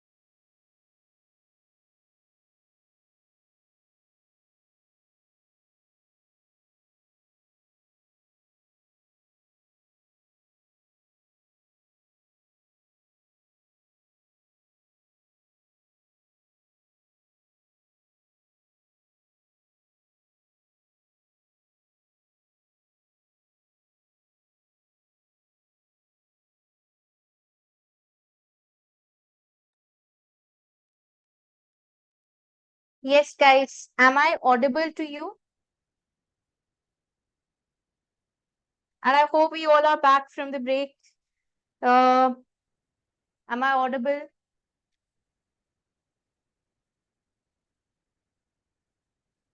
Okay, you're asking for the WhatsApp group of SBR. I would put it in the description box. There is a group. There are many groups of SBR, so you can be part of it. Anyways, okay, sorry, I forgot the concept of sale and repurchase from IFRS 15. I think a lot of you are requesting for that. So let me cover that as well. Uh, so the concept of sale and repurchase, this is also the concept of SBR only. So FR students, please close your ears for now. Only for SBR, sale and repurchase. So what we do in sale and repurchase is that you have, okay, so you have to make sure that you know the concept of what actually a sale is. So sale is when the control is transferred, correct? Now in sale and repurchase, what happens? For example, the seller says that I have sold you this. This is the buyer, sweet looking buyer, the customer. So the seller has sold something to the customer. Now seller says I have an liability to buy, to repurchase. That means going forward, seller has the liability to repurchase if the customers gives the asset back to the seller. Now, when the customer has an option to give back the asset that he purchased, it is known as put option. What is put option? Customer will put back the asset in front of the seller. Please take it back. I don't want this asset. I don't like it. Now, this person who is the seller, either he would have an obligation to take it back or he would not have an obligation to take it back. So either there will be a liability to repurchase or there will be no liability to repurchase. If there is a liability to repurchase, then this is not a sale. Not a sale. However, if there is no liability, then it is a sale. So it's like the customer might come back and say that please take this asset back from me, but then I would say no dear, this is not returnable, this is not exchangeable, we can't refund you, sir. So in that case it becomes a actual sale. So what do you learn from put option? There are two kinds of put option with obligation or put option without obligation. Now if there is a put option with obligation, it is not a sale. And if it is without obligation, it is a sale. Similarly, we have something which is a call option. Now, what is a call option? The seller at any point can call for his asset back. Now, if he calls for the asset back, he say, hi, dear customer, I sold you this thing on this particular date. Can you just bring it back to me? And he has the option to call it back. Then that means clearly the risk and rewards have not transferred. The possession is not transferred. The control has not been transferred. And in that case, again, for call option, it is not a sale. And then if there is a forward, what is a forward? That going forward, seller has to repurchase it. So it's like, for example, I was needing some funds. So I had a house and I kept that house with you. And I said, okay, you just buy it for now. Give me the money. And then after 5 years, I'll take my house back from you. If you know in Hindi, we call it as girvi.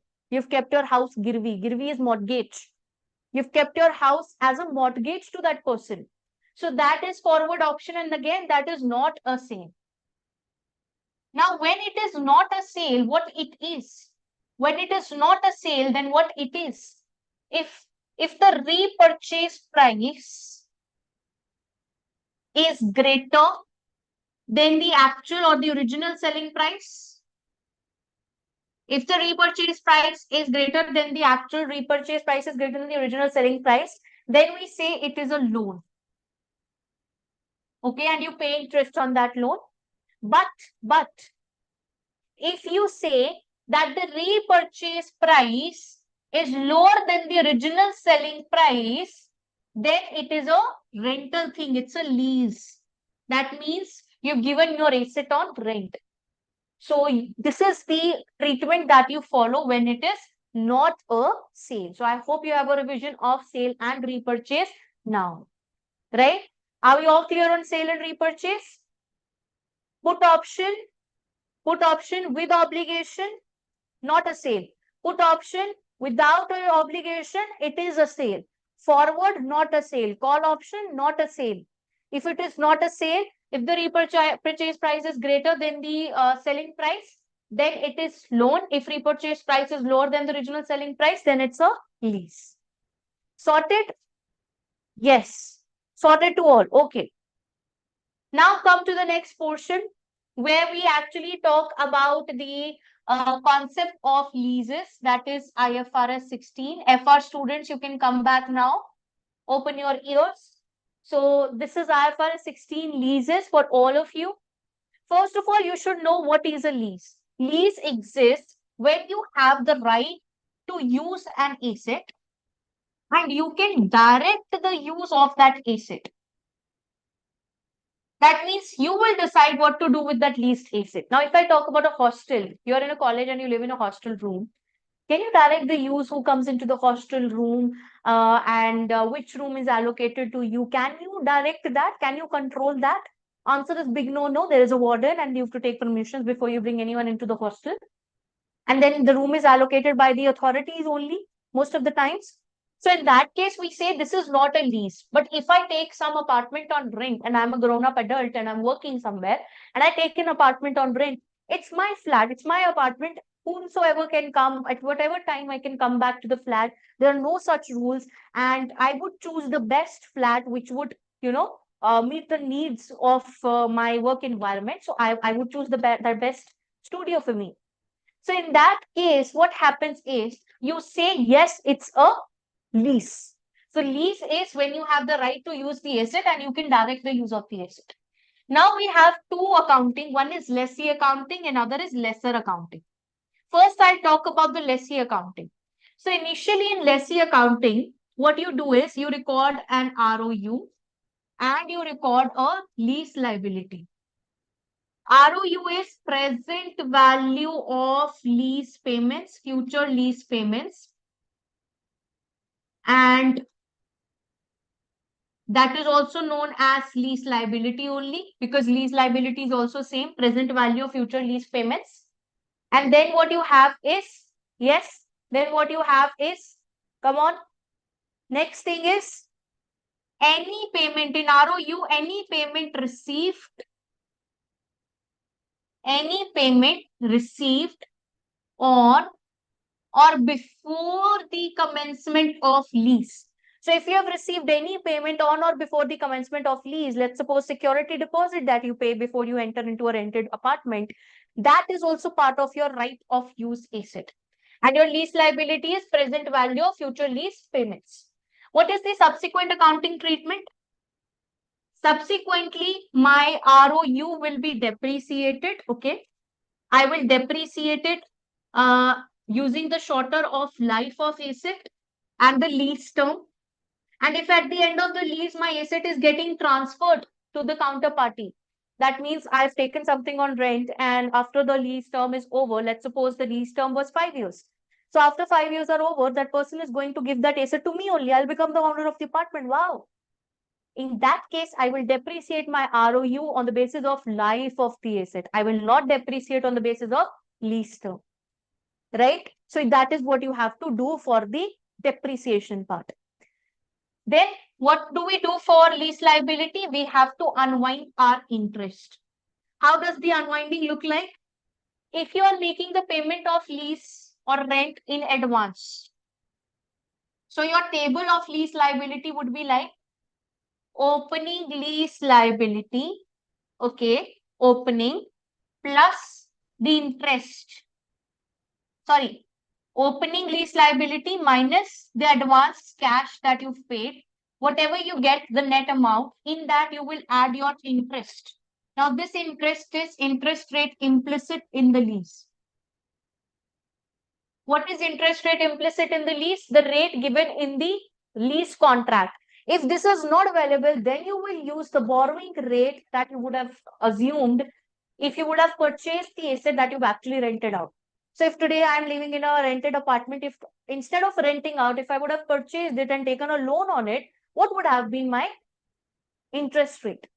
That is what I use as my interest calculation rate. So this gives me my closing lease liability. Closing lease liability. Now, if the lease is paid in arrears, that means you are paying your rent after the month end. So you will say opening lease liability plus the interest minus the cash paid gives me closing lease liability. You have to always bifurcate this between current and non-current liability. So what is the current portion of it? For FR students, it's very important.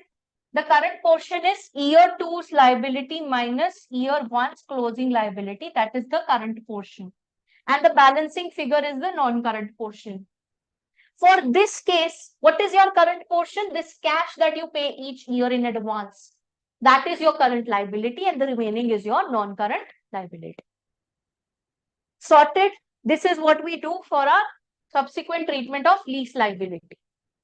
Now, in the lessor accounting, what I have is lessor is the person who's given the apartment on rent. Now, he says I would either treat it as an operating lease or I would treat it as a finance lease. What is an operating lease? It's a normal lease. For example, you take an apartment on rent for 1 year. Normal rent agreements happen for 1 year, right? So this is what you actually take as your you can say operating lease. But what is this finance lease? Finance lease is if some of the indicators are met, it will be classified as finance lease. For example, if you're going to take it on rent for longer duration, for example, the life of the asset is 10 years and you've also taken it on lease for 10 years only. It's a longer duration, so it's a finance lease. Then if you say that the fair value of asset is quite same as the lease liability.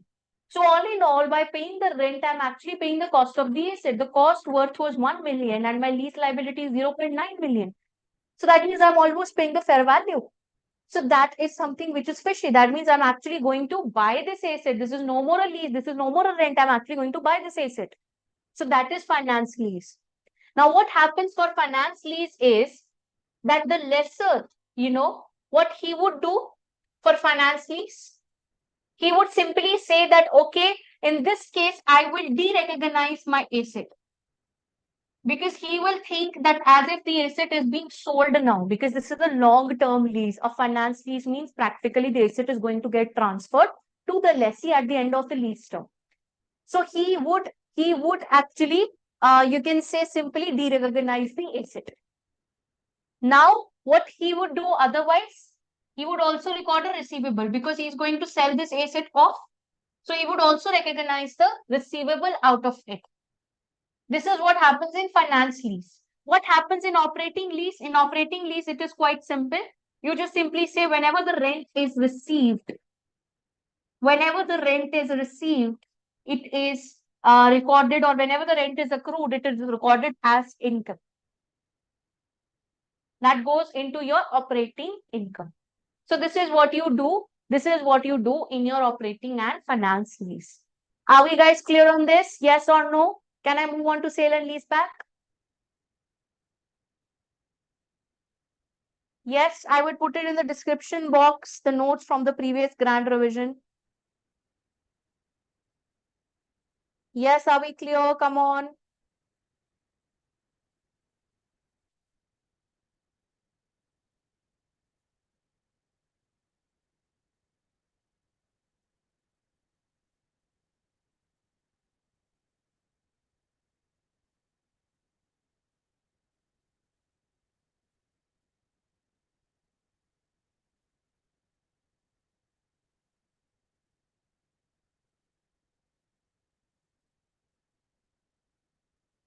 Okay,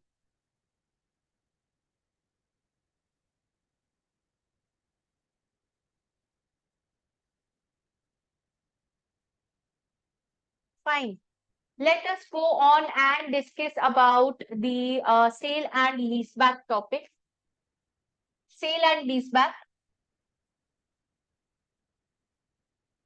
So what is there in sale and lease back? Again, it is a concept which is a pure application of substance over form.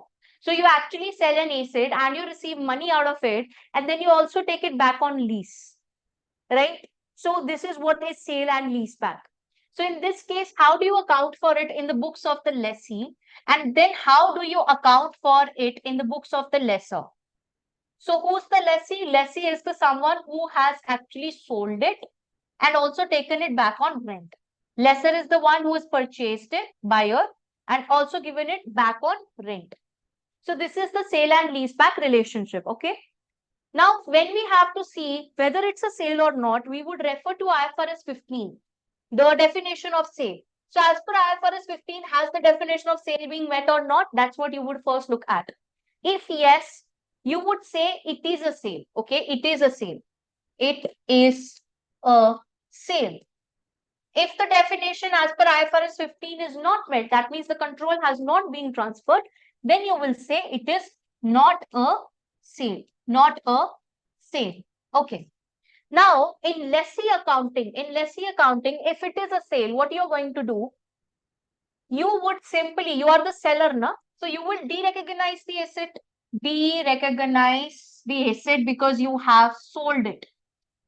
Then you will record a receivable or bank amount because you sold something, so you must have received money. So you will record that. Then since you are taking it back on rent, so you will record an ROU and you will record your lease liability. And all in all, you will get a profit or loss on disposal. Yes. And how do you calculate your ROU in this case? Your ROU is calculated as PV over FV into CA. Present value of lease payments divided by the fair value of the asset into the carrying amount of the asset. Now that would give you a balancing figure, which is profit or loss on disposal. Now, if you have done a very important TYU from your exam text, which is Mosaic company question, and even one such question was there in your this attempt Super 20. I'm talking about SBR here. So what happens is, what you do is, if your transfer is above fair value, that means you actually sold your asset above fair value, then you say the excessive amount than the fair value that I've received or I'm about to receive is actually a financial liability to me. Okay. And then if it is below fair value, we say it is a prepaid or prepayment. Now, related to this, please attempt Mosaic company for all SBR students. It's a TYU. Very important, all my class students, you know this concept. I've taught you that how this financial liability is assumed to be part of the lease liability, and accordingly you calculate your ROU. Others, I won't be able to teach that concept without the reference to the question. So please go and do that question. You would understand it. So what actually happens in this is, you calculate your ROU as PV over FV into CA. And if there is a financial liability component, you assume that it is part of this lease liability. And then the balancing figure that you get is your profit or loss on disposal, right? And if you are transferring your asset lower than the fair value, we say that is prepayment. That's your prepaid asset. Sorted? Next comes the question of what happens if it is a sale in the books of lessor. So in the books of the lessor, he is going to treat this, okay? He is going to treat this as a, you can say, asset. So he will recognize the asset. Fine.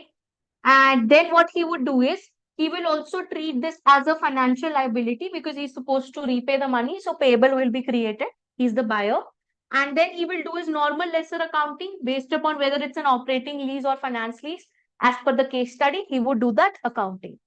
Now, if it is not a sale, if transfer is not a sale, so clearly you will not de-recognize the asset, right? If it is not a sale, you will not de-recognize the asset. So what we would do in the books of the lessee, not de-recognize the asset. Fine. And what we will do is, if it is not a sale, I will not de-recognize the asset, and I have received money now. Actually, legally, it's a sale. So I've received money in my bank account. So what is it for me? It's a loan. And practically, legally, I'm taking it back on rent. But then economically, it is like not a rent. So it will be, the rent will be treated as interest on loan. Correct? Then what we have in the books of lessor, the lessor, that means the buyer, he will not, recognize the asset. He will treat it as a financial asset that he's given loan to someone. And whatever rent he will receive or accrue will be treated as his financial income. That's it. So this is what we do for sale and leaseback. This topic is relevant for both FR and SBR students.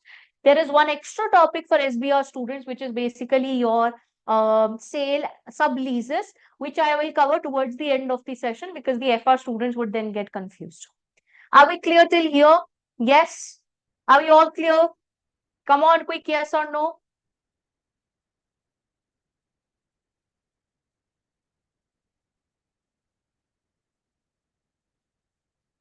Awesome. Okay.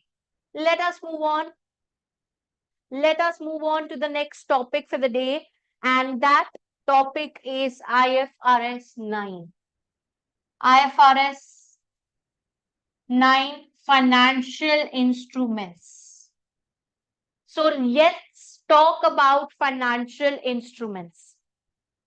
This is a very favorite topic of all the students, I believe. Comment down if it is. If it is not, then don't comment, okay? So I hope it's a favorite standard for everyone, financial instruments. So what we have here is, in this chapter, is we discuss about financial assets and we discuss about financial liabilities. Now, first I'll discuss the basics of this chapter. And all the FR students, you are so lucky that you just have the basics in your syllabus, okay? For SBR students, what is the basic level is the easiest part, and you guys just have the easiest part, that is just the initial and subsequent treatment. But then FR students, when I tell you stop listening, you will stop listening to it. Okay. Then I will just cater to the SBR part of IFRS 9 because I can't do it in breaks. Their momentum would be broken. Okay. Let's go on. Financial assets. Financial assets are of two types. One is debt instruments, another is equity instruments. What is debt instruments? If I have purchased or given loan to someone, that is treated as debt instrument. And then if I have purchased shares of a company, equity instrument, right? So this is what debt and equity is. So initially, all the financial instruments are taken at their fair value unless, and what about the transaction cost? The transaction cost is capitalized unless the method followed is fair value through P&L. In all this, standard fair value through P&L is treated as a dustbin. So if you have this fair value through P&L being followed as a subsequent treatment, then you do not capitalize the transaction cost. Otherwise, you will capitalize the transaction cost every time, whether it's amortized cost, whether it's fair value through OCI, or any freaking method that you're following, you are going to capitalize the transaction cost. Only in fair value through P&L you will not. Okay, sorted. Now, in the subsequent treatment for debt instruments, what we do in financial assets, we have two tests to conduct. First test is business model test. Business model test. What is the business model test? What is your intention to give loan to someone? Do you want to buy the debentures or bonds of that counterparty and keep it for long term? Is your intention long term? So in the relationship of you and that debenture, are you for long term? If yes, keep it under amortized cost. If your intention is, I am not okay, like I'll give it a shot. If it works well, fine. If it does not, I would just, sell that debenture. In that case, you will keep it under fair value through OCI. And if your intention is very much clear that this is a short-term situation, then in that case, you would simply say, I'll keep it under fair value through P&L. Very good. So business model test is there, and then contractual cash flow test is there. What is CCF test? That all the payments of principal and interest should solely happen in cash. There should be no option. There should be no benefit in kind from that kind of debt instrument. So now, once the CCF test is met, then I move to test number 1, business model. If CCF test is not met, then I keep that asset under fair value through P&L. So I have 3 methods here: amortized cost method, fair value through OCI method, and fair value through P&L method. If the CCF test is not met, fair value through P&L. If CCF is met, but my intention is short term, okay, casual relationship with the bond, in that case, fair value through P&L. If the CCF is met, and this is an I don't know situation, I might keep it, I might sell it, fair value through OCI. If the CCF test is met and your intention is long term, that is until maturity, you want to grow old with this bond, then amortized cost. This is what you follow for the 3 types of methods: amortized cost, fair value through OCI, and fair value through P&L. Then for the equity instruments, there are 2 methods only. One is fair value through profit and loss, and fair value through OCI. This is the by default method. Fair value through P&L is by default. If you purchase shares, mostly you purchase it for short term. That's why by default method is fair value through P&L. Now, when I talk about fair value through OCI, I will opt for it only if 2 conditions are met. What are these 2 conditions? Condition number 1, must not be held for trading. Must not be held for trading. So if you want to keep something for like, a shorter duration, or you want to trade with it, then it should go via P&L. Why? Because that will be removed from my financial statements in a very short span. So any gain or loss on its fair value is a realized gain or loss. That's why P&L. But if something is there for longer term with me, that case I would say, okay, why to take its temporary gains and losses to P&L? It would make it very fluctuating. So let's take it via OCI. So when I keep it under OCI, it must not be held for trading, and I should have made an irrevocable choice upon designation. Upon designation, right? So this is what I have to do, or these conditions must be met before I choose fair value through OCI method. Clear to all? Yes? No? Are we clear? And for fair value, sorry, the financial liability for FR students, you just have one method, that is amortized cost. FR students, please take some break, put me on mute or something, and just close your ears, come back to this after a little while. Let me talk to SBR students, come back when I start with group accounts, okay? So all the FR students come back once I start the group accounts. Let me just address the SBR students. Are we clear, all FR students? Closing your ears? Yes, already done that?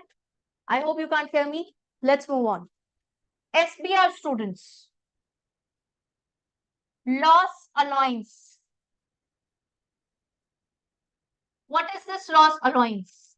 It is created, first of all, it is created on number 1.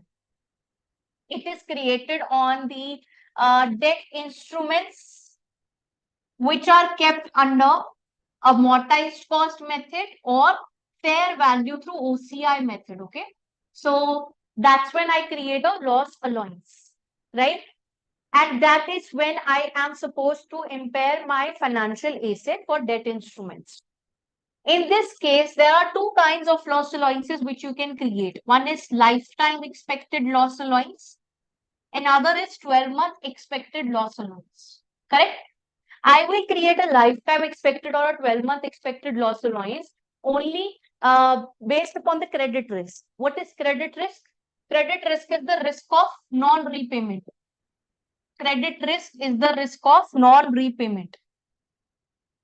That you will not repay the counterparty, the loan that you've taken from them. That is what credit risk actually is.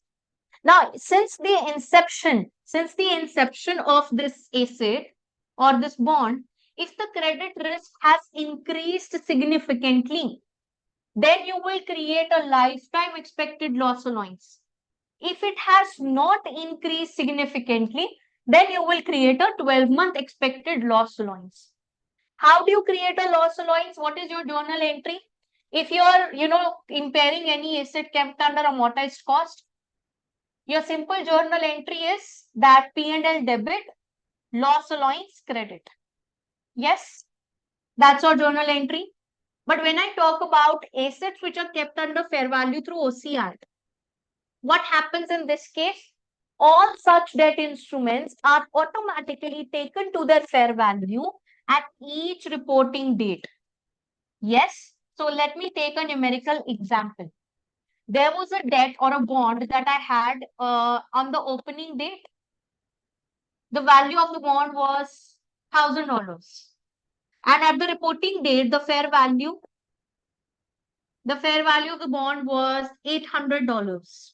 So there is a loss, and this loss is of $200, which will go via statement of profit and loss. Correct? Sorry, this will go via OCI because this is a loss, and this asset is kept under fair value through OCI. So this loss will go via OCI. I moved the fair value from 1,000 to 800. There came out a loss which will go via other comprehensive income. Now the question comes, let's suppose in the question requirement, they have said on this asset, in this bond itself, give us a loss allowance of $50. Now the standard IFRS 9 says, guys, that you cannot take your asset to an amount which is lower than the fair value.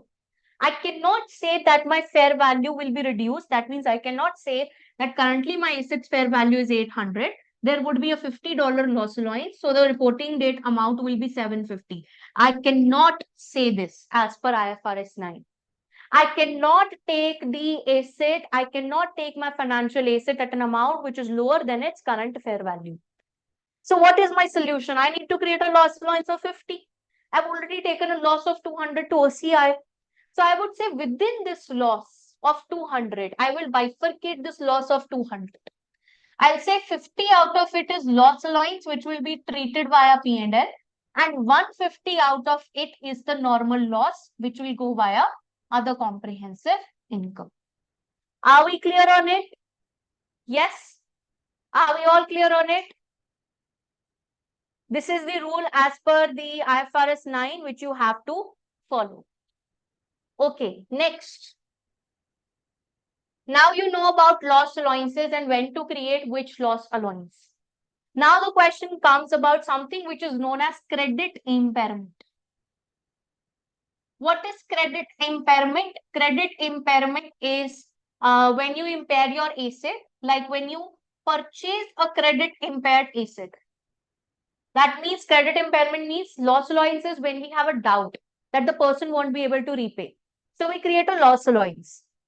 But when we do not have a doubt on his repayment and we are sure that he is not going to repay, right? We are sure that he is not going to repay. In that case, we say that the asset is credit impaired. Now, if the asset is credit impaired and I have purchased an asset which was already credit impaired, now what is my accounting treatment?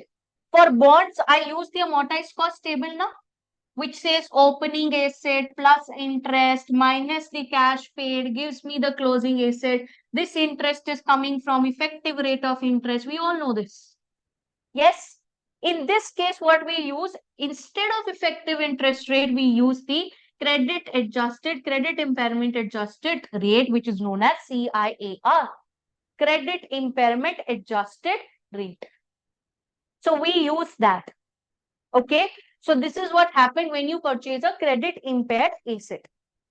Now, I explained this concept in one of the Super 20 sessions. If you have not referred to it yet, all the students enrolled with me and the other students, you must have went through it when you were doing your self-study.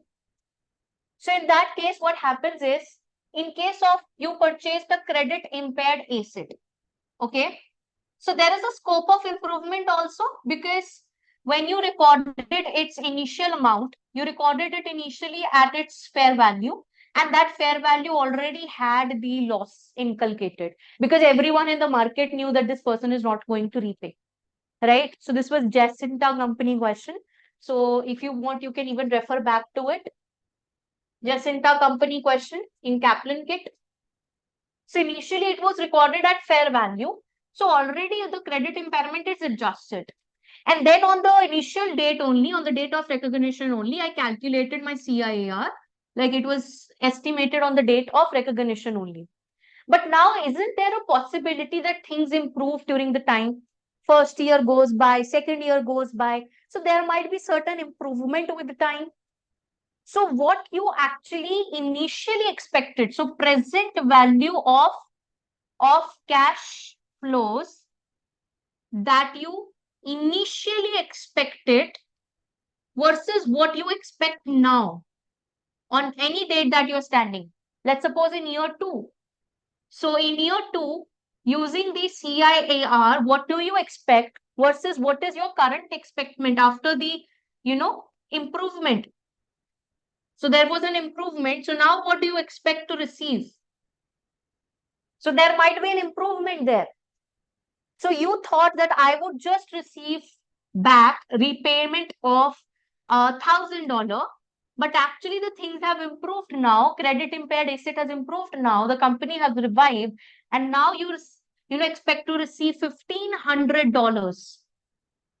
Now in this case, this 500 is a gain, and this 500 gain goes via loss allowance. So it will be loss allowance debit, P&L credit. Loss allowance debit, P&L credit. Yes, this is the concept of credit impaired asset. If you have not done this, please try this question, Jacinta company, from your Kaplan kit. It was made part of your Super 20 questions. Right? Are we all clear on this? Sorted? Okay.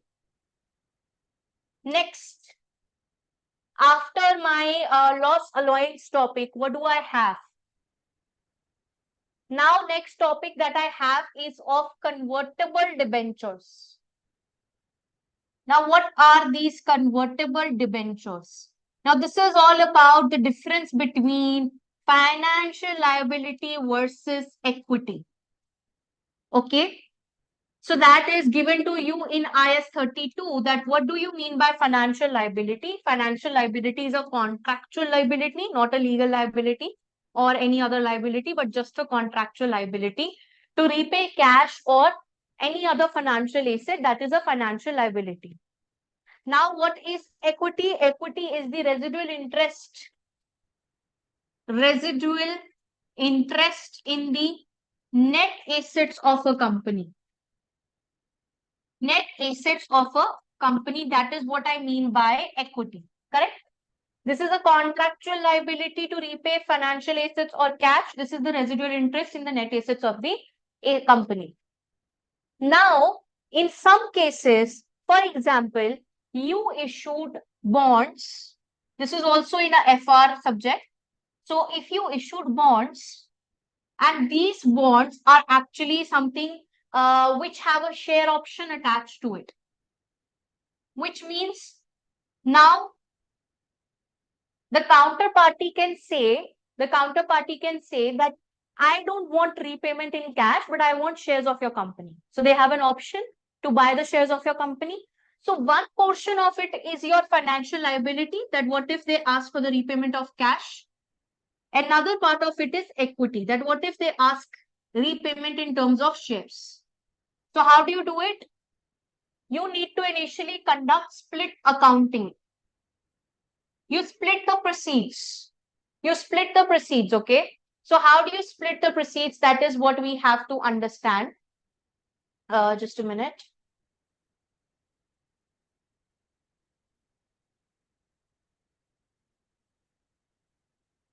Okay. So I need to understand how to do the split accounting. The financial liability component is the present value of cash payments, which are discounted using a discounting factor, and this discounting factor is nothing but the interest rate of bonds, similar bonds without a conversion option. So the bonds like which you have issued, your bonds are convertible bonds, but there would be some bonds which do not have conversion option. So you would take those bonds without conversion option. What is their interest rate? You will use that rate and calculate the present value of future cash flows. So that would become your financial liability. So for example, the convertible debentures proceeds were of $1,000 and the present value comes out to be 950. So 950 is the financial liability. The remaining proceeds of 50 are your equity. This is how you do your split accounting. After doing the split accounting, the financial liability will be kept under amortized cost table and equity, as usual, will be reported in the equity section of the balance sheet. Simple and easy. Now, when I talk about the financial liability, let me explain you what exactly financial liabilities accounting treatment is. Financial liabilities for SBR students, you have two methods: fair value through profit and loss, or fair value, or you can say amortized cost method. So amortized cost method is by default method. For every liability, by default method is amortized cost method. But still you can choose fair value through P&L only in certain cases. For example, when the liability is held for trading or to avoid any mismatch. What is mismatch? See, mismatch is basically, for example, you purchase an investment property by taking a loan.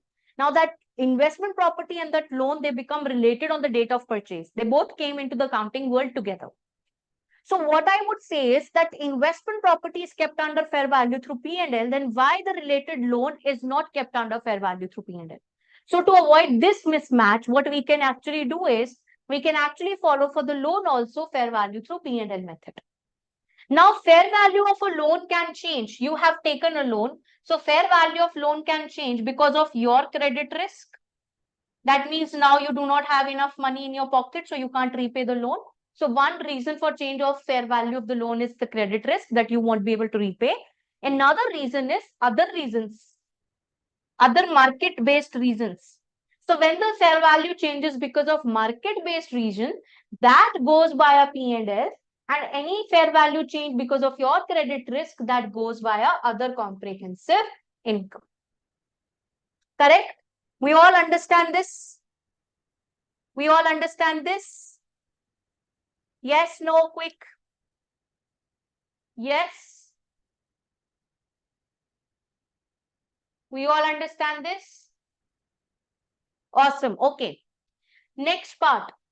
Let's talk about derivatives. Let us talk about derivatives. So derivatives are basically, you can say they meet three conditions. First is that their value depends on an underlying item. For example, if I talk about any exchange, you can say forward, exchange rate forward or something like that, a future option. So maybe it's underlying item, the value will change based upon the exchange rate, foreign exchange rate. So that is a derivative, right? Then what we have is next, second feature of derivative is that it will be settled at a future date. Settled at future date. So you're not going to settle it today, but at a future date. And last feature of derivative is that you are going to pay nothing when you buy it. So either it has a zero initial value or very less initial value. Now, if these three conditions are met, then only we say it is a derivative, right? If these three conditions are met, that's only when we say it's a derivative. What is the accounting treatment of a derivative? Fair value through profit and loss by default. You take it to its fair value at each reporting date, and the gain or loss goes via P&L. Very simple accounting treatment. Lastly, what we have in IFRS 9 is your hedging. Okay.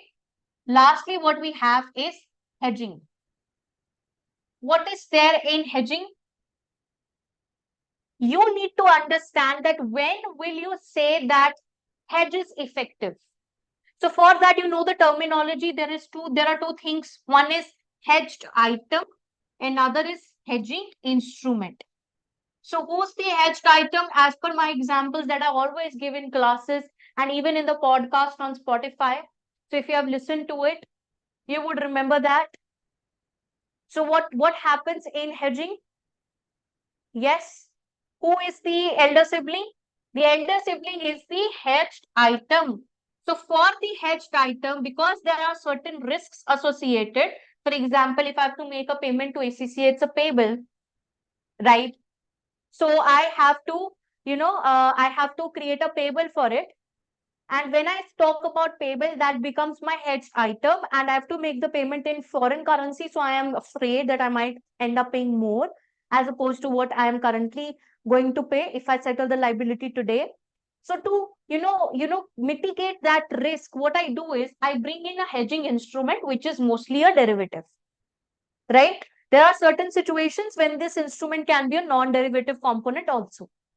So what happens is this instrument is your like a younger sibling. So just for the entertainment of the elder sibling, the younger sibling is brought into the world. This is hedging. So that if the elder sibling, he is feeling low, the younger sibling can entertain him. So they can play together. That's what parents usually think, right? So this is basically our example of hedging. Now, going forward, there are two types of hedging. One is fair value hedge. So fair value hedge says that, okay, you will take the hedging instrument and item both to their fair value at each reporting date, and the gain or loss will be reported via other comprehensive. Sorry, the gain or loss will be reported via statement of profit and loss.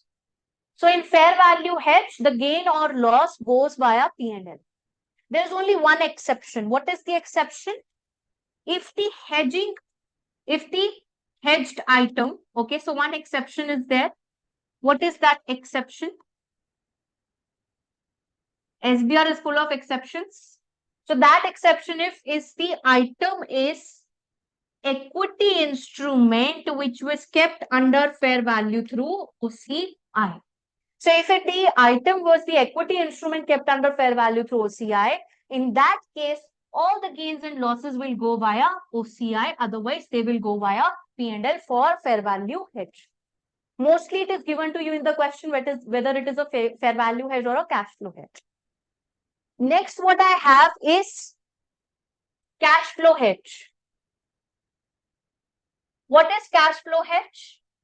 When you want to hedge against the movement of cash, just like you want to make the payment to ACCA, so it's a forecasted transaction. So in that case, it's a cash flow hedge. Now what you will do is, here the younger and elder sibling will play a very important role. You will say that the item and instrument both again will be taken to their fair value, okay? But this time the gain or loss will go to other comprehensive income. But again, exception. What is the exception?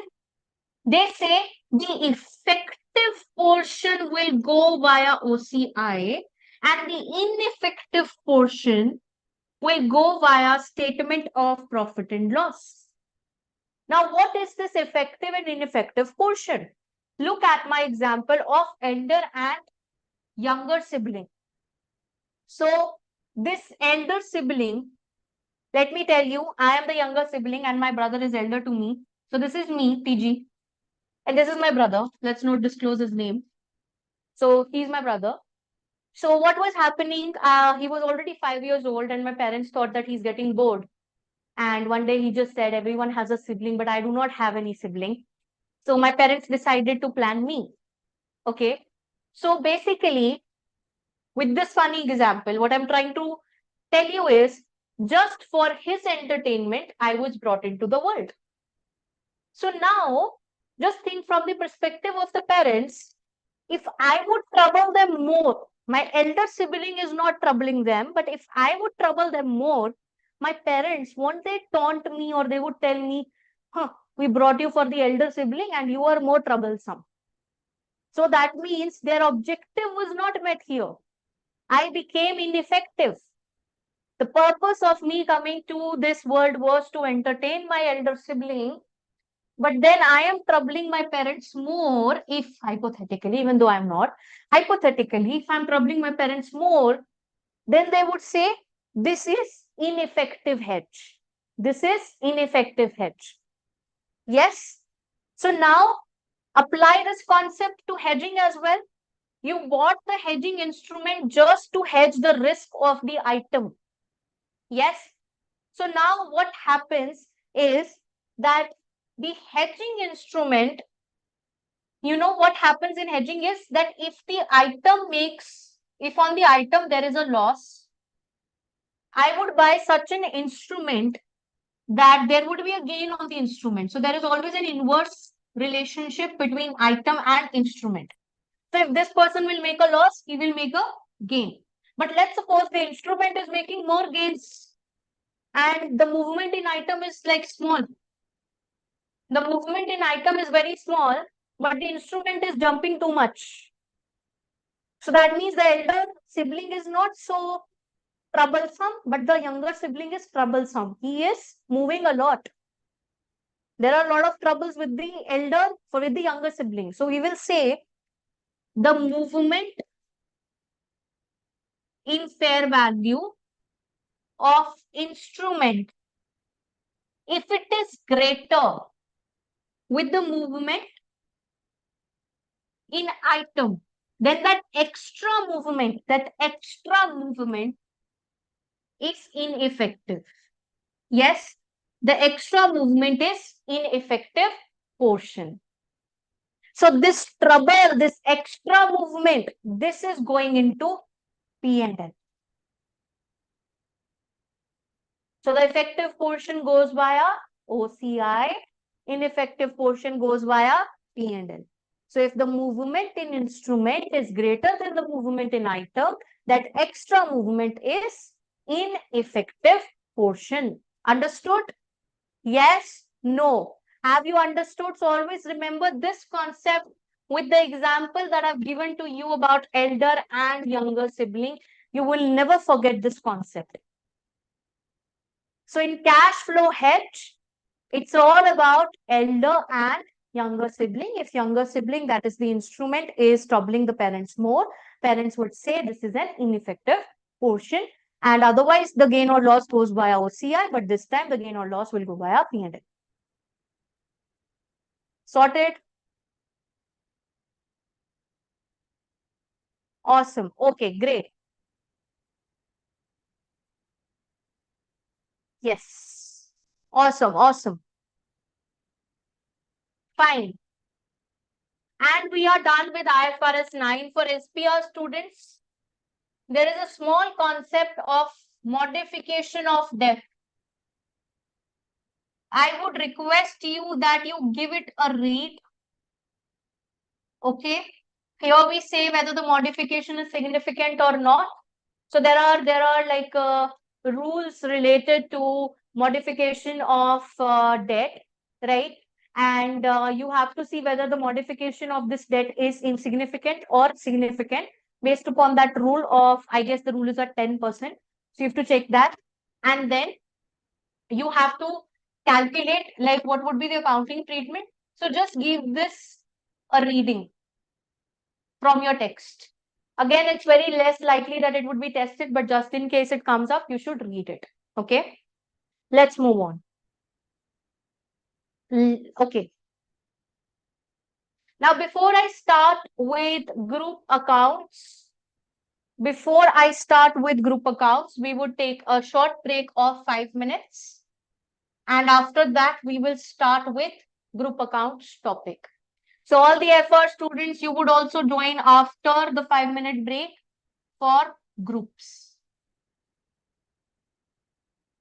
Yes. So see you all after 5 minutes break.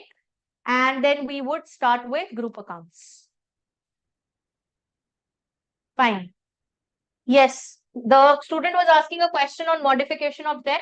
It's Greer Company, which is in your new Kaplan kit, very recent Kaplan kit. Okay. See you all after 5 minutes, guys. Have a water break.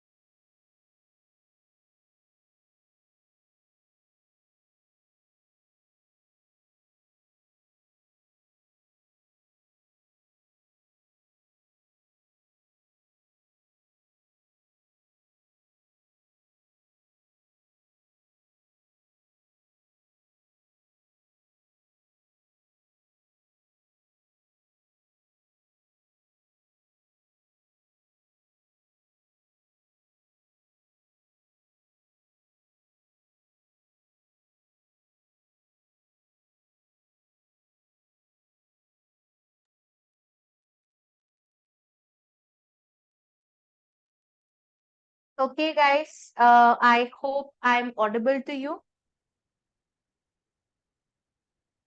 Yes. I hope we all are back from the break and I am audible to you.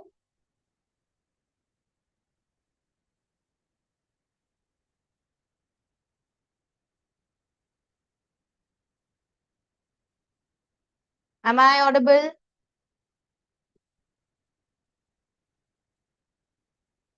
Great, great, awesome.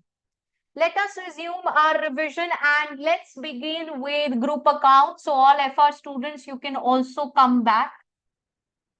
Let us begin with group accounts. So in group accounts, basic group accounts, we need to first understand that what do I mean by consolidation? What do I mean by control? When is the control transferred? The control is transferred from the parent, like the parent acquires the subsidiary. So the control is transferred to the parent when three conditions are met. You have power over investee.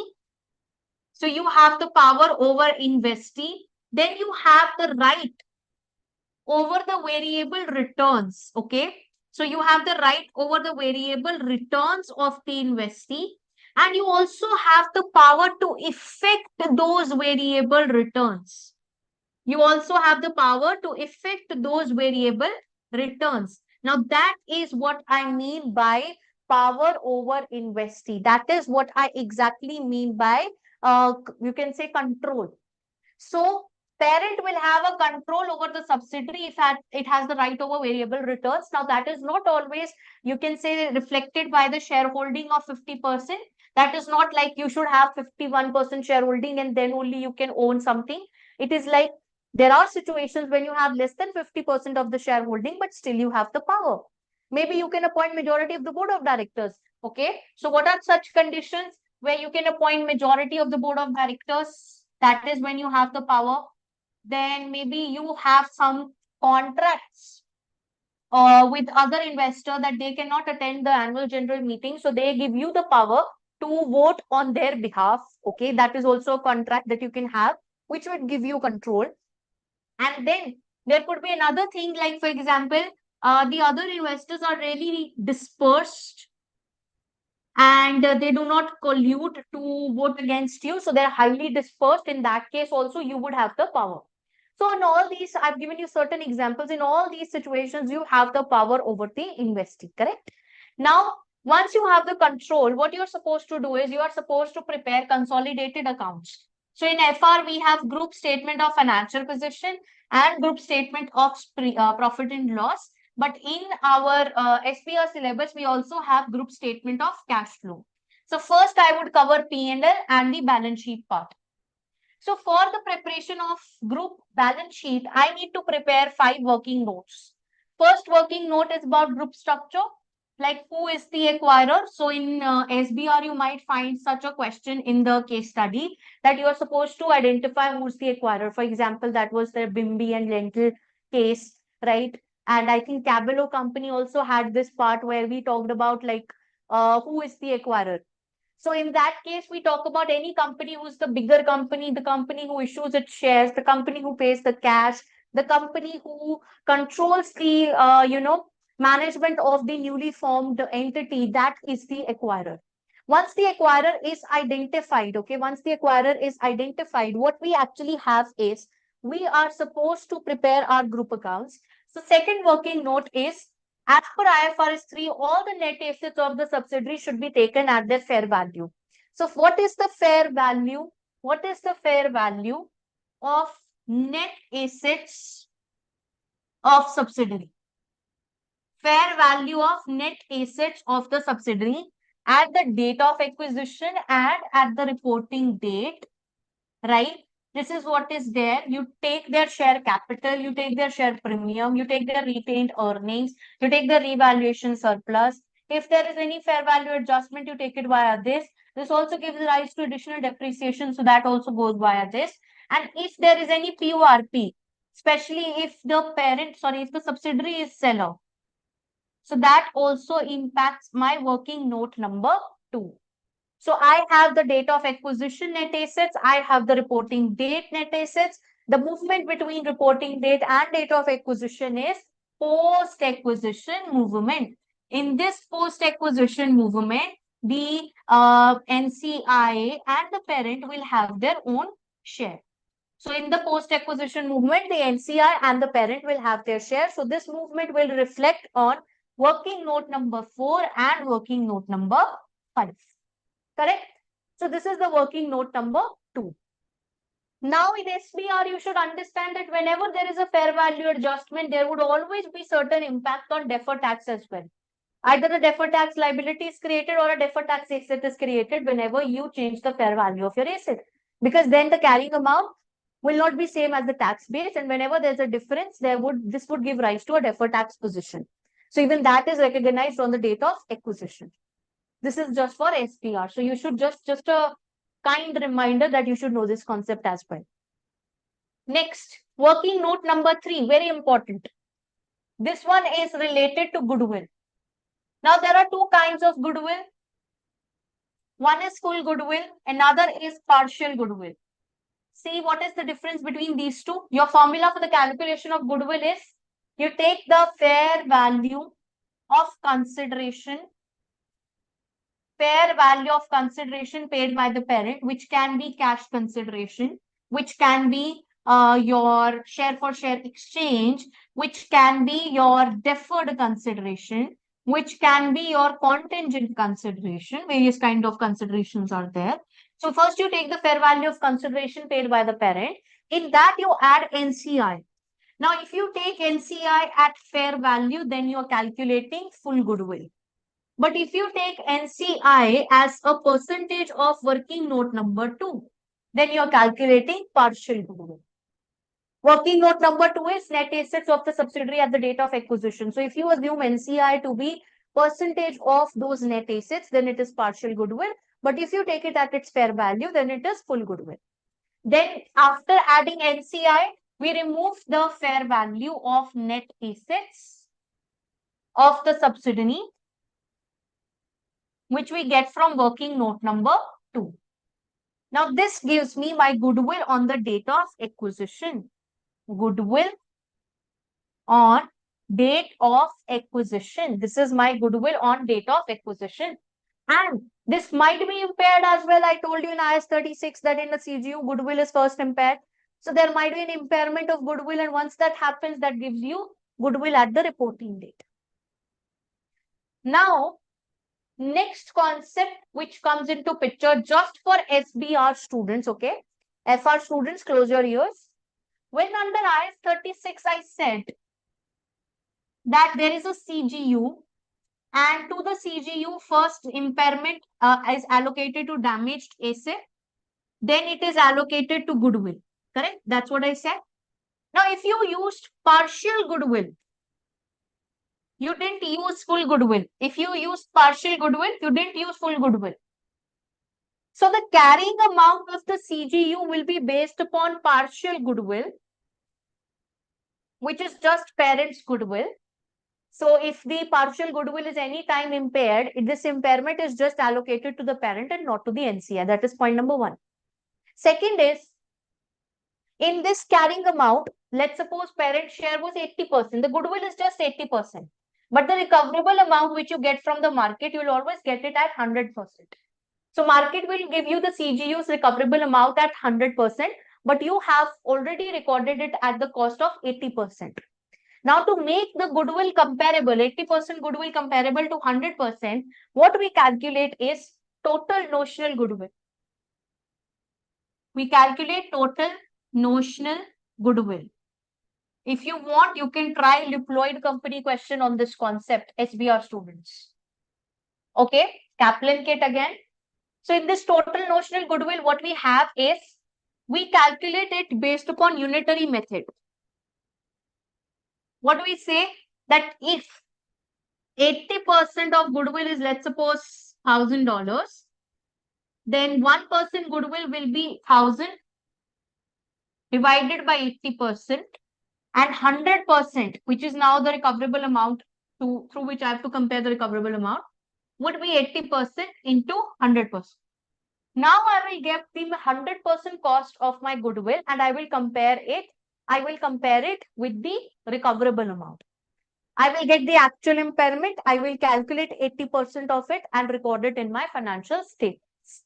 So that is the concept of total notional goodwill. If you do not remember this, go back, read it, revise it. Come back, all the FR students again. So that was my working note number 3 for goodwill calculation. Next comes working note number 4, which is NCI. So NCI is what NCI you took at the date of acquisition. In that you add NCI's percentage of working note number 2, that is post-acquisition movement in the net assets of the subsidiary. And if the goodwill was full goodwill, then of course the goodwill impairment will also be allocated to NCI share if goodwill was full goodwill. Correct? That's what you do for your NCI calculation. Then what we have is working note number 5, which is on group retained earnings. So you start with the parent share. You start with the parent share of retained earnings. In that you add parent's share of subsidiaries retained earning, or you can say post-acquisition movement of working note number 2. That's what you take. Right? And then you deduct goodwill impairment, percentage of goodwill impairment of the parent.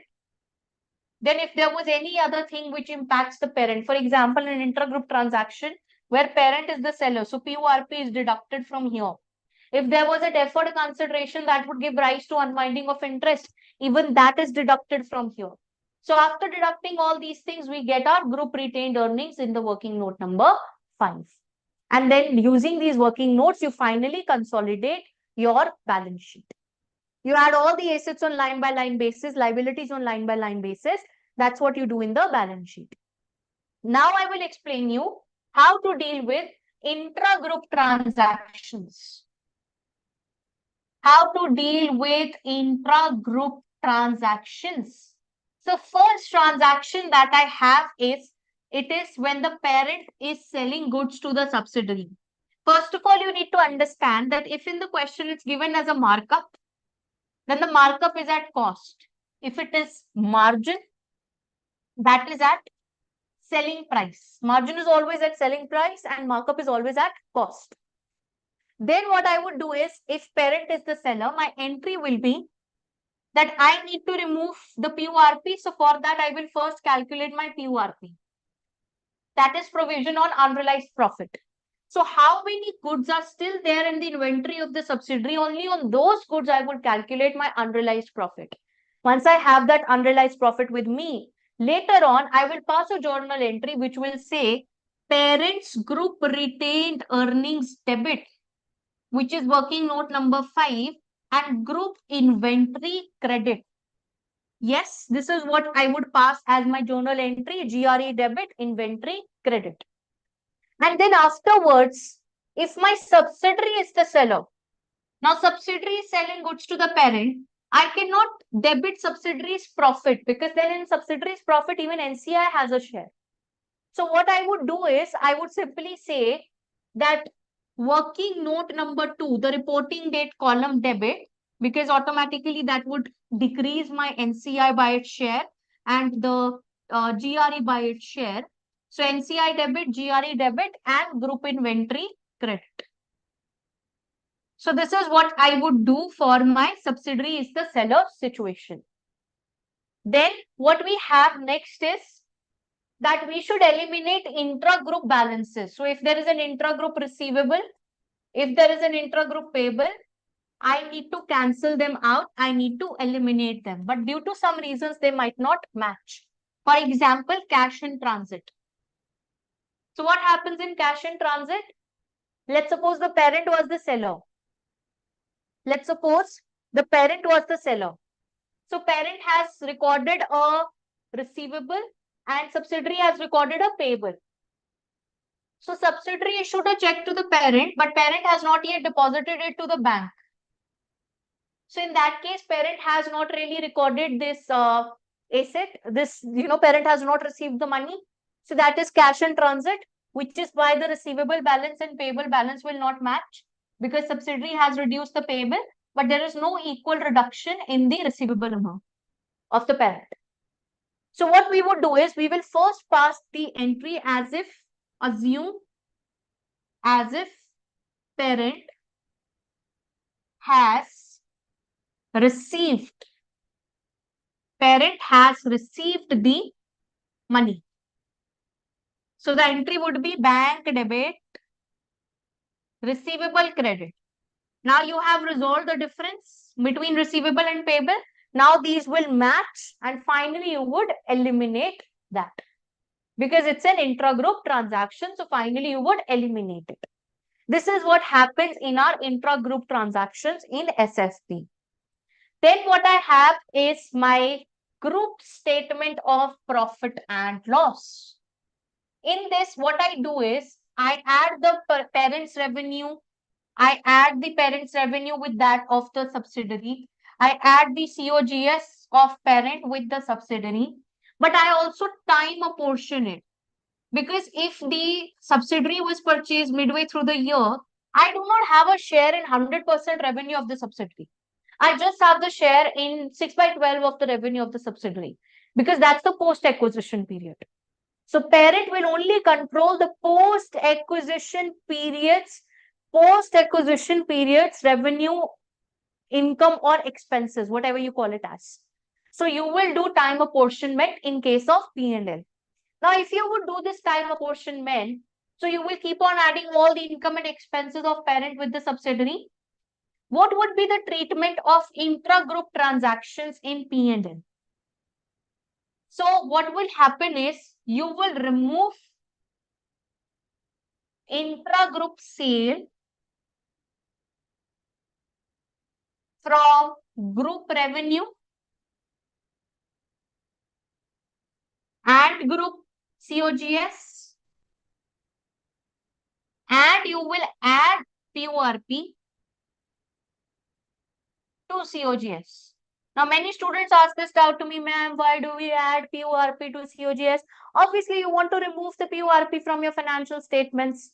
You want to remove the PORP from your financial statements, isn't it?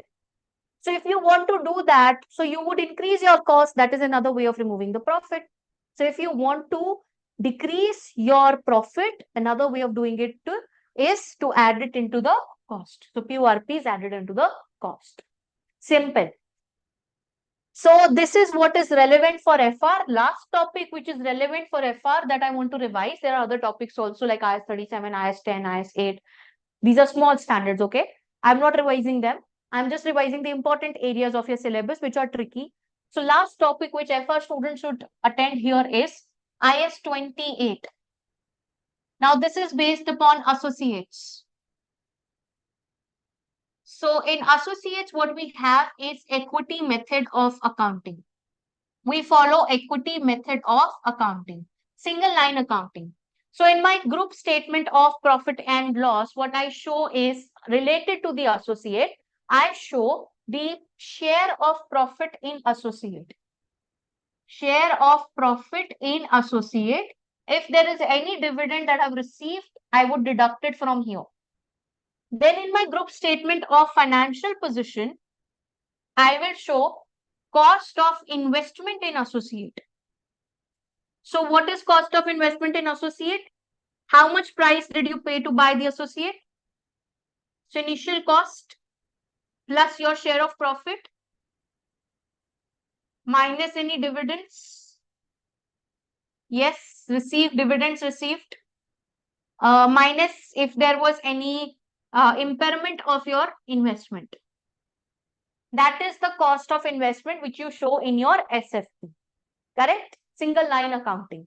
So in the P&L and in the balance sheet related to associate, I'm just showing one line each. This is what I have as associate accounting. Now, when there is an associate only when there is a significant influence. When there is a significant influence. What is significant influence? When there is a power to participate. Whenever there is a power to participate, that is what I mean. That is what I call significant influence. So I'm not actually having control, but I have the power to participate. Correct? So this is associate accounting, and that's end my revision for FR students, SBR students. Hold on tight. We still have more things to go. For FR, this is the end of the revision. Yes. So I hope we all are clear till here. Any doubts?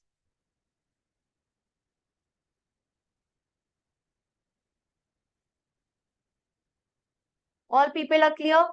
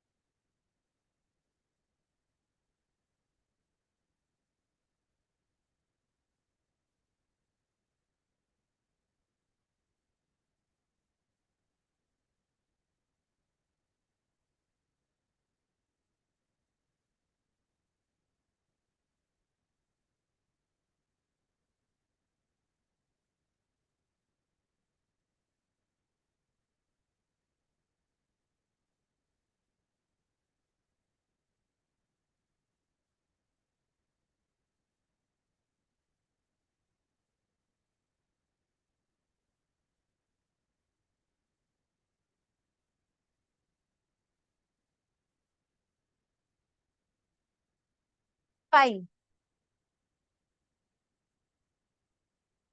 Okay. Let us move on.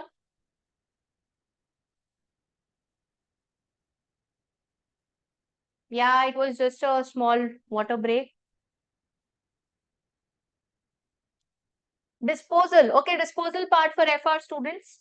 When you sell a subsidiary, just for FR students, SBR ones, this is part of your step disposal. That is when you lose the control. So when you sell a subsidiary, how do you calculate your profit or loss on disposal? See, when you sell a subsidiary, you receive proceeds. So that is added. Yes. And now when you're losing the control of the subsidiary, you're also saying bye-bye to NCI. So you're happy about losing the NCI since NCI was a headache to you. You know, NCI was a headache to you, so you sold it off. You're saying bye-bye to it. That is something which is good. And then when you are actually going and saying bye-bye to goodwill, that is a sad phenomena, right? Because goodwill is an asset. You're losing on the asset.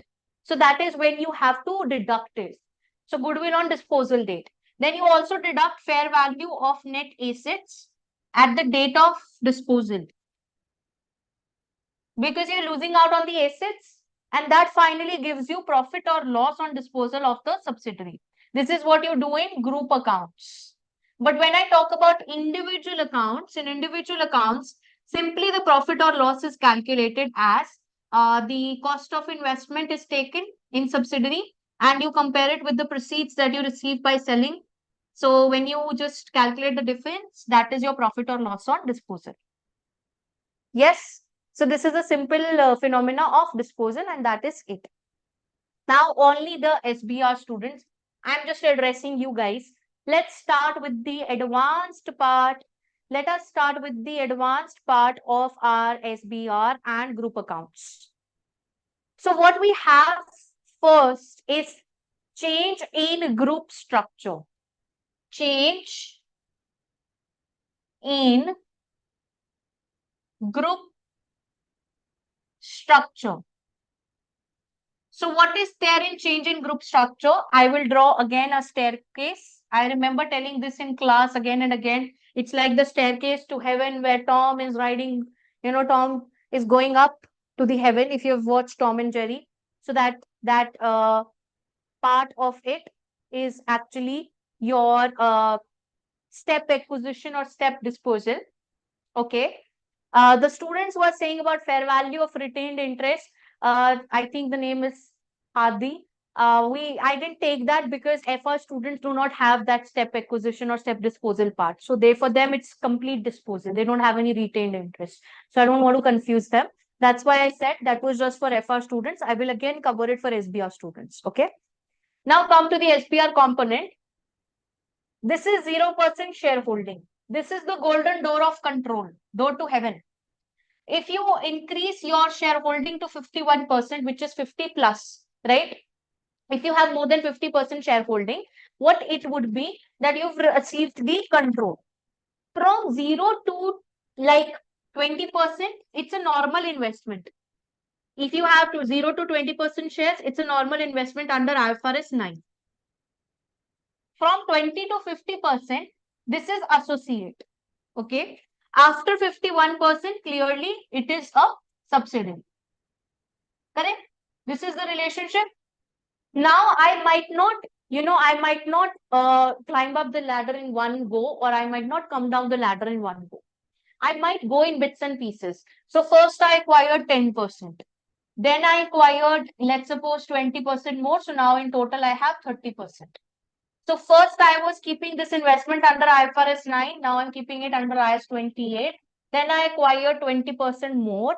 So that gives me an investment of 30% more. So that gives me an investment of 60%. Now I'm coming to IFRS 10 or IFRS 3. That is business combination.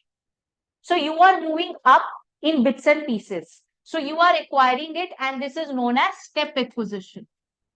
Similarly, if you move down the ladder from control to associate, from associate to investment, that is known as step disposal.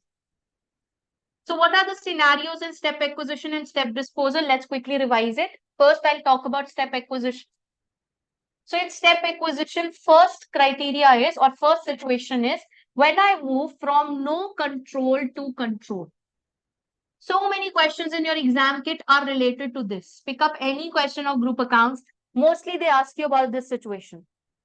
So when you move from no control to control, for example, previously you were following IAS 28, and now you are, because you've acquired control, you will follow IFRS 3.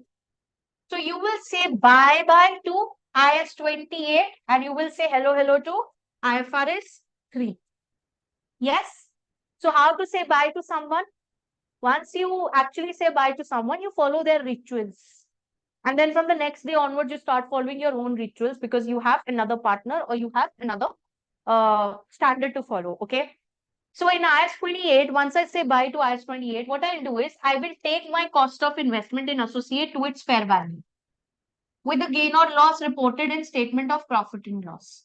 And I will de-recognize my cost of investment in associate because I need to say bye-bye to IAS 28.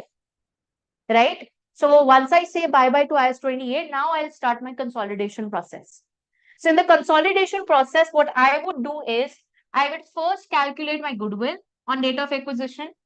Second, I will start my consolidation process in SFP and statement of profit and loss. So when I'll be calculating my goodwill, my formula would look like fair value of previously held interest. I'm talking about this fair value. So previously held interest, in that you would add the consideration paid by the parent. In that you would add the NCI, and rest formula remains the same. Deduct the net assets of subsidiary in the working note number 2. And you finally get your goodwill on the date of acquisition. So this is what you actually do in your step acquisition, no control to control. Now, when in step acquisition, I move from control to control. Control to control. That means, let's suppose I had 60% shareholding already, but I acquired 20% more during the year. Now I have 80%. What is this? I was consolidating here also, I'm consolidating here also. So what is the difference?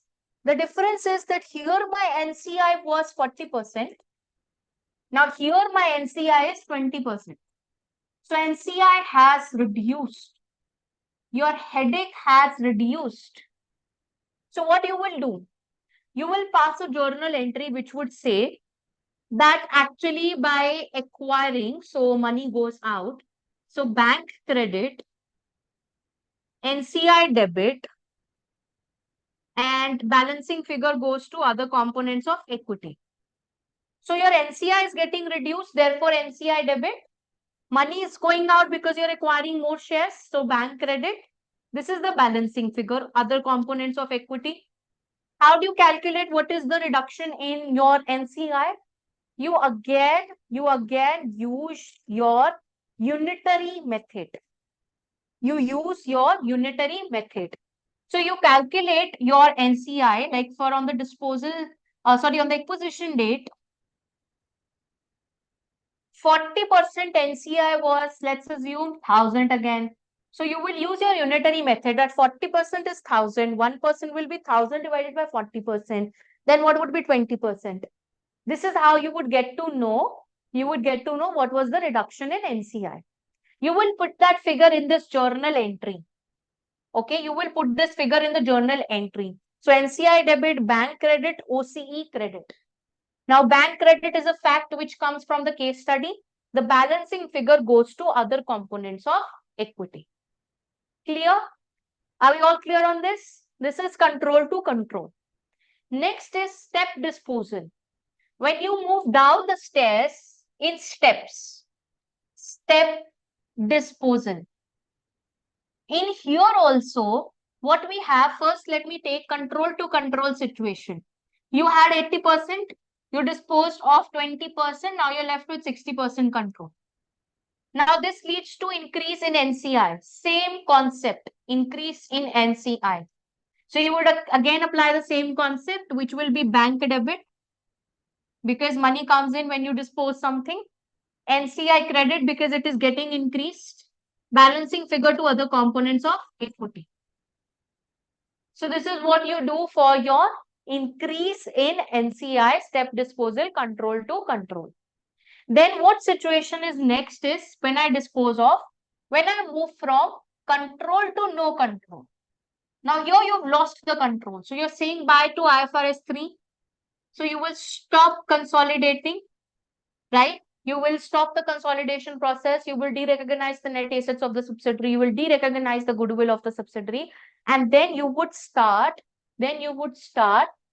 applying IS 28 rules maybe, or IFRS 9 rules maybe, based upon the level of control you have now, level of shareholding you have now. So what you calculate is, in group accounts, you calculate your gain or loss on disposal. Happy sad rule. Proceeds. How much proceeds you received by selling it? You're happy about it. But there is some interest that you still retain. So fair value of retained interest. Because it is a piecemeal disposal. You're happy about it. You're still talking to your ex. Happy about it. Okay. Then what do you have next? You have your goodwill. That is being lost. So you're sad about it. Goodwill on disposal date. Then fair value of net assets of subsidiary at the date of disposal. Sad about it. Then you're happy about NCI on the date of disposal because NCI was a headache. Now it's gone. So you're happy about it. Whatever you're happy about, add it. Whatever you're sad about, deduct it. And finally, you get net happiness or net sadness, which is profit or loss, which goes as profit or loss on disposal in statement of P&L. Sorted? That is what I have in my group disposal when I move from control to no control. Are we all clear on this? Yes? We all clear on this? Okay. Let me begin with group foreign exchange. Group forex.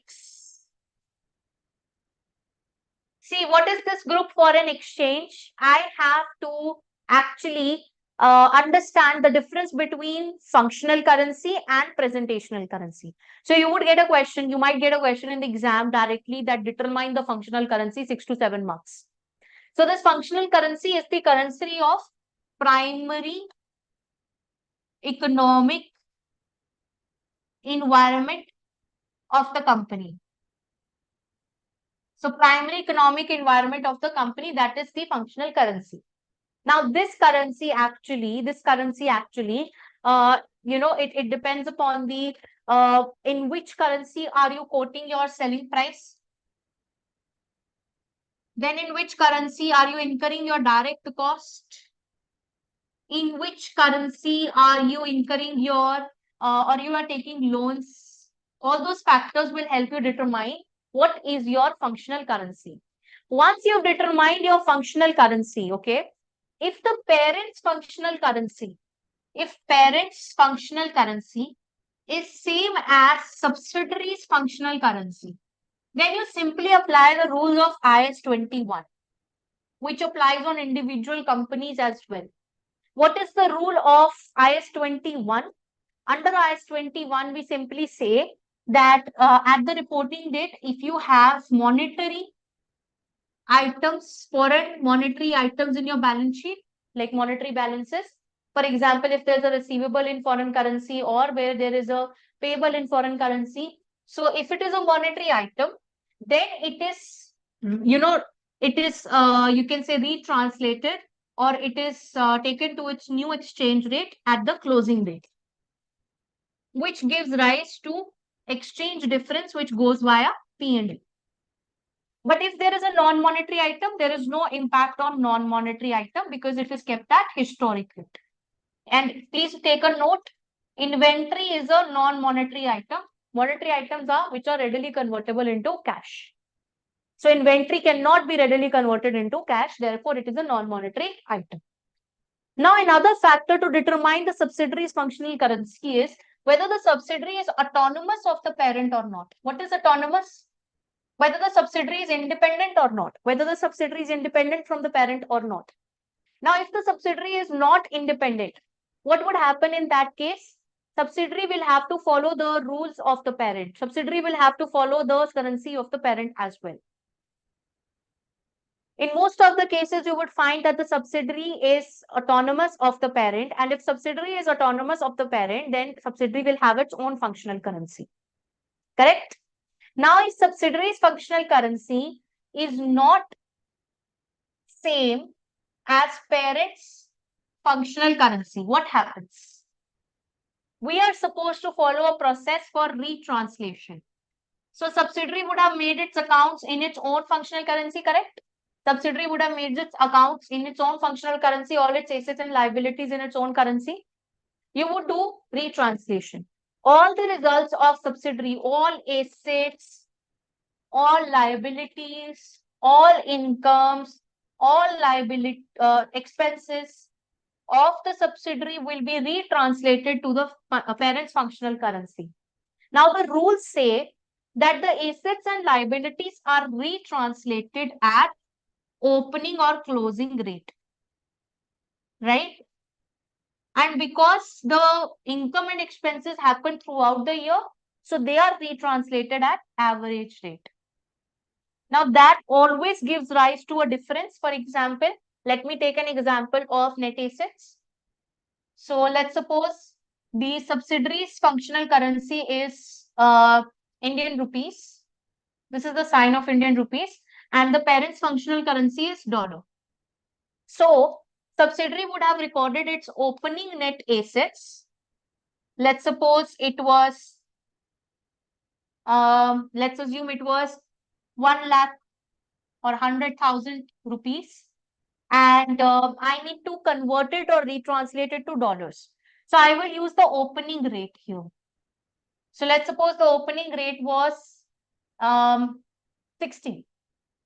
Okay, I'm being prudent here. So it's 60. So that means what would be the dollar amount? You'll say 1 lakh divided by 60. That would be the dollar amount, whatever it comes out to be. Now what I would do is I would have my closing net assets of the subsidiary from the balance sheet. That would again be in Indian rupees. So let's suppose it is 1,50,000. That means during the year, the subsidiary made a profit of 50,000. That is why the net assets have increased. Yes. Now I will retranslate this profit on average rate. So let's suppose the average rate is 50.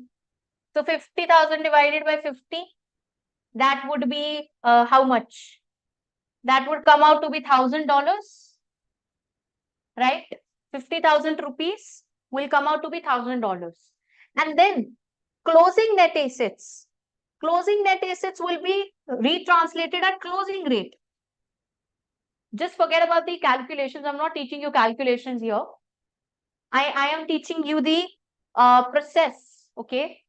So here the closing rate, let's assume was, let us take the closing rate of 10 or okay, 20. Right. So now 1,50,000 divided by 20, whatever it will come out, that would become your closing net assets as per dollars. Now these balances, that means this amount plus this amount will not be equal to the closing amount. And this will always give rise to a balancing figure, and that balancing figure is known as retranslation reserve. And this retranslation reserve is recorded via other comprehensive income, and it is divided between parent and NCI amongst their ratio.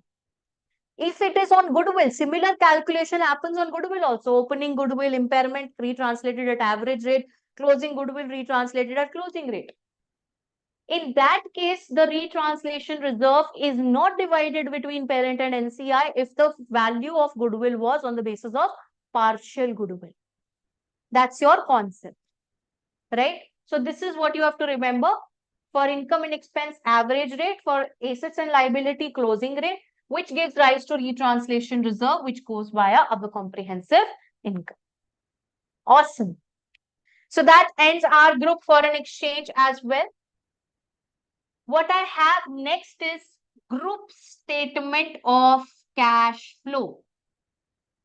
Group statement of cash flow. Now, what all things are there in group statement of cash flow? Let us have a look at it. So in group statement of cash flow, you need to remember that we use indirect method of preparation of cash flow, okay? So we start with our operating activities. In operating activities, I start with PBT. I would add the non-cash expenses in it. I would deduct the non-cash incomes. I would add the non-operating expenses and I would deduct non-operating income. And then finally, I will make working capital changes. Now, in this working capital changes, what you need to remember and memorize is that if your current assets increase, that's a cash outflow because you have purchased assets, so money goes out. If your current liabilities decrease, that is a cash inflow, as if you have purchased, as if you have sold the asset. And okay, sorry. If your current assets decrease, that's a cash inflow. If your current liabilities increase, that's like you've taken a loan, so money comes in inflow. If current liabilities decrease, that means money goes out, outflow. Now, all the students who've been taking classes from me, we have done a question on statement of cash flow in the very first day of our Super 20. And the ones who've done self-study, you need to understand how to calculate the movement. Okay? How to calculate the movement. So this movement concept is very, very important. So when you acquire a subsidiary, okay, you need to understand what is its impact on the cash flow. When you acquire a subsidiary, what's the concept and what is happening when you dispose the subsidiary on the cash flow. So when you acquire the subsidiary, okay, when you acquire the subsidiary, what happens is during the year, your current assets increase because of the acquisition. But this is not cash flow or cash inflow or outflow. This asset increase is not because of cash inflow or outflow. So what is there? For example, you purchased a subsidiary midway in the year. So in the opening balances, you would have In the opening balances, you would have your results without subsidiary that you acquired during the year. So the opening balance will not have the results of the subsidiary, but the closing balance will have the results of the subsidiary. Now they are not like for like, na? This has the subsidiaries current assets. This does not have subsidiaries current asset. So what I will do is I will adjust my opening balance. How will I adjust my opening balance? I will add the results of the subsidiary in the opening balance. I will get my adjusted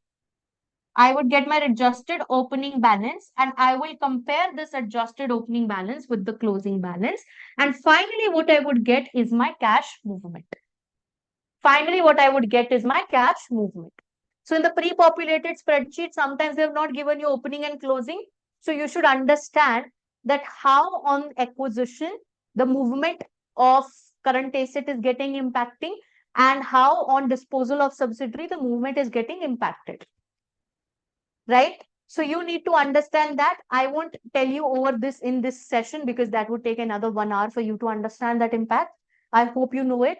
But this is the concept that you need to adjust your opening balance. Okay. So if I just draw an equation for you, when you acquire a subsidiary, let's suppose in the case study, they say there was an increase. I will just take, okay, I'll just teach you one. I don't want to leave you in middle with that. Let's suppose in the case study, they've said that inventories increased. Okay, I'm taking one example only. Inventories increased. Now, if the inventories have increased during the year, so that means my closing balance was greater than the opening balance. Sorted? Closing balance of inventory was greater than the opening balance. So my equation comes out to be closing minus opening is equal to the movement. Now, during the year, you acquired a subsidiary. Now, that means I need to adjust my opening balance. I need to add the results of the subsidiary in the opening balance. That's what I taught you. So, what I'll do is I will impact my equation. I will say closing minus opening plus subsidiaries results. This is on the left-hand side of the equation.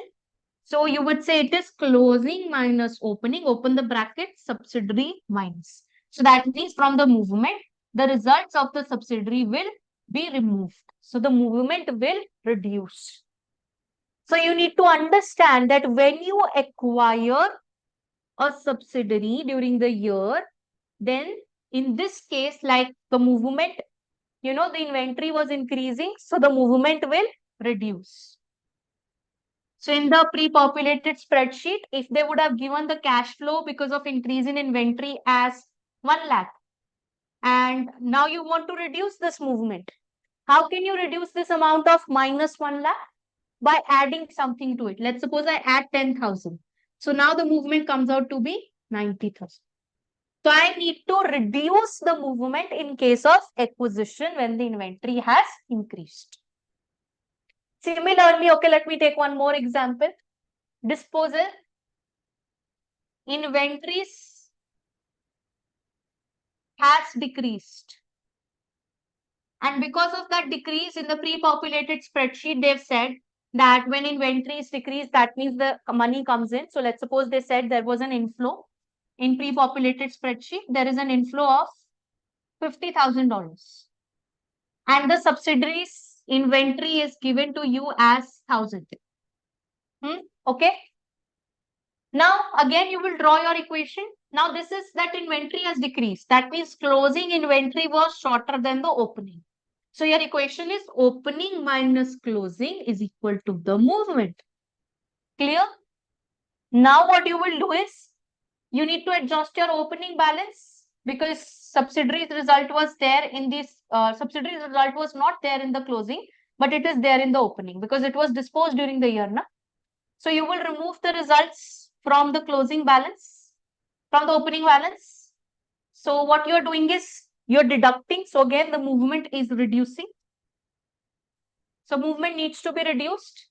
So in my pre-populated spreadsheet, inflow is of 50,000. I need to reduce it. So I'll say 50,000 minus 1,000. Inflow is of 49,000. That's how you actually derive your movement stuff. Right? So now I hope it's clear to you. If not, rewatch it. You can rewind it. It's a YouTube live, so you can rewind it. You would understand it. So now as in homework, it comes out that tell me what would be the impact after watching this recording in the comment section once the live is over, because I can't read your live chat. I can read the comments. So in the live, not in the live chat, but in the comment section, put down what happens when the inventory has increased, okay, and it is acquisition case. Will the movement increase or decrease? That's what you have to tell me. It's an acquisition case. Then tell me what happens when inventory has decreased, again in the case of acquisition. Movement increases or decreases. Then tell me what happens if inventory has decreased over the year, and this is the case of disposal, step disposal or during the year disposal. Will the movement increase or decrease? Then tell me what happens if inventory has increased, and this is the case of disposal. It increases or it decreases the movement. So tell me the impact on movement in all these circumstances. Then I would understand that you've understood what I taught you. Okay. So let's move on. So in statement of cash flow, another part is investment activities. So in investment activities, guys, you need to remember that what we have is that when you acquire a subsidiary, you have to show it at net amount. That's the concept. Why should I show it at net amount? Please understand. It's like you acquired the subsidiary, so money goes out. That's a cash outflow. But you're also acquiring subsidiaries bank balance now. So if you paid 1 million to acquire the subsidiary, that's a cash outflow, but you also received 0.5 million bank balance of the subsidiary. So the net outflow is 0.5. That's what will go into investing activity. Same thing happens, same thing happens in your disposal case as well. Okay, so the disposal case in investment activities, if you're disposing a subsidiary, no doubt you're receiving money, it's an inflow, but you will calculate the net inflow because the money of the subsidiary is also going out. Awesome, correct? Okay, next. Now, in the statement of cash flow, always remember that you need to calculate the dividends paid. To calculate dividends paid to NCI, you need to make NCI's T-shaped account, the balance brought down, the increase in NCI during the year. If there was any, impact on NCI, that is the profit, share of profit of NCI and subsidiary. If there was any goodwill impairment allocated, deduct that. And then you get a carried down amount. And the balancing figure comes out to be your dividend paid to NCI. So that's how you calculate your dividend paid. Similarly, you also calculate dividend received from associate. Dividend received from associate. This goes into financing. The NCI part goes into financing activity. The dividend that you receive from associate goes into investment activity. How do you calculate it? You create a T-shaped account of your associate. Correct? So this is exactly what I have in my group statement of cash flow. I've given you a crux of it, a very thin explanation of it as a revision. Okay. Now, just confirm me if you all are clear till here so that I can move on to the IS 19 and IFRS 2 as the last two standards for the day. So the last two standards for the day are IS 19 and IFRS 2, and then the concept of sublease. A very small, cute concept. Are we ready for it? Taxation, it's already uploaded on my YouTube. You can watch that video, IS 12. I think it's not so difficult a concept.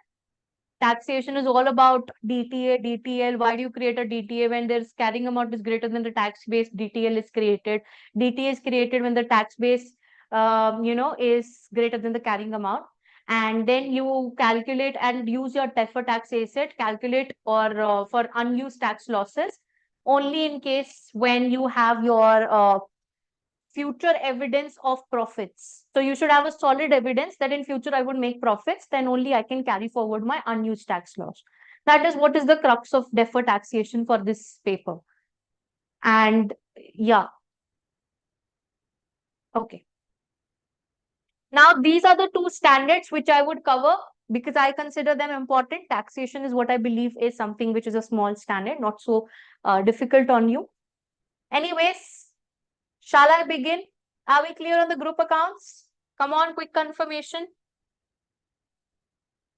And just have a short break for water.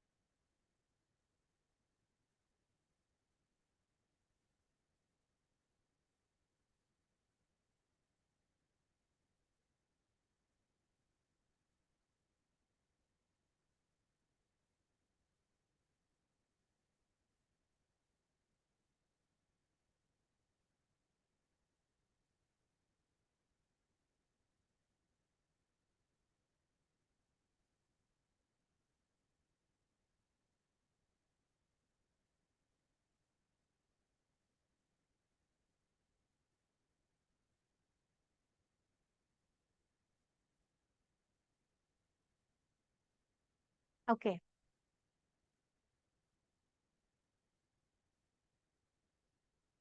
let us resume.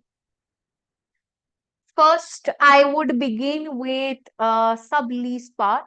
So I hope first of all I'm audible to all of you. Am I audible? Noah is asking about APM and management commentary. Have you guys seen the technical articles that I've posted on YouTube and the current issues video that I've posted on YouTube? So there are two videos. One is current issue that you have to watch. Second, there are some few videos like around 10 technical articles which are very important. I have debriefed them on my channel. Just watch them. Okay, so that is sorted. You would get done with the current issues and technical articles. APM is there, management commentary is there, sustainable information is there, sustainable reporting is there. IFRS S1 and S2 I've recently uploaded. So I think there's everything and literally everything on YouTube that you can take help from. Okay, so just watch that off. And for the students, IFRS 16 subleases, let's go on with that. What is there in sublease? So I will take an example. I need proper attention. This was already there in your concept, but in September 2024, they have emphasized on this topic. So sublease is when I say, let's suppose this is Mr. Ram. Okay. This is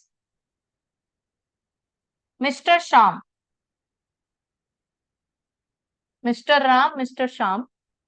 And lastly, this is you. Mr. U. Name is you. So what happens is Mr. Ram has an asset, a property. Okay.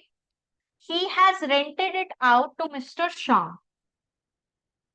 So what is the accounting treatment? Mr. Sham will do lesser accounting, operating or finance lease. Mr. Sham will do lessee accounting. He will record an ROU and he will record a lease liability. Okay.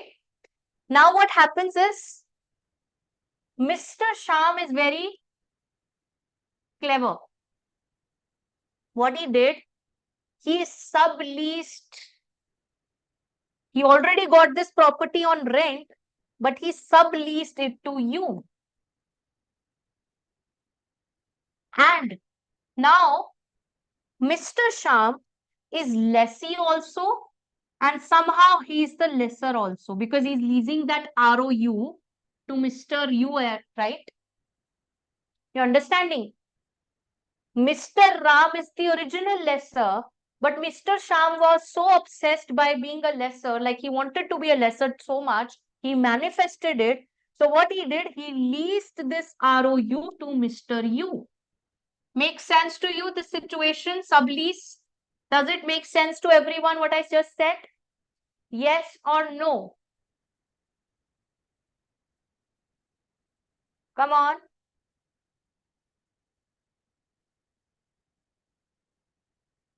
So Mr. Sham is the lessee also and the lessor also. So now what is the accounting treatment? It becomes a complex situation which is known as subleasing. You might have seen subleasing happening in real life a lot. I'll give you an example.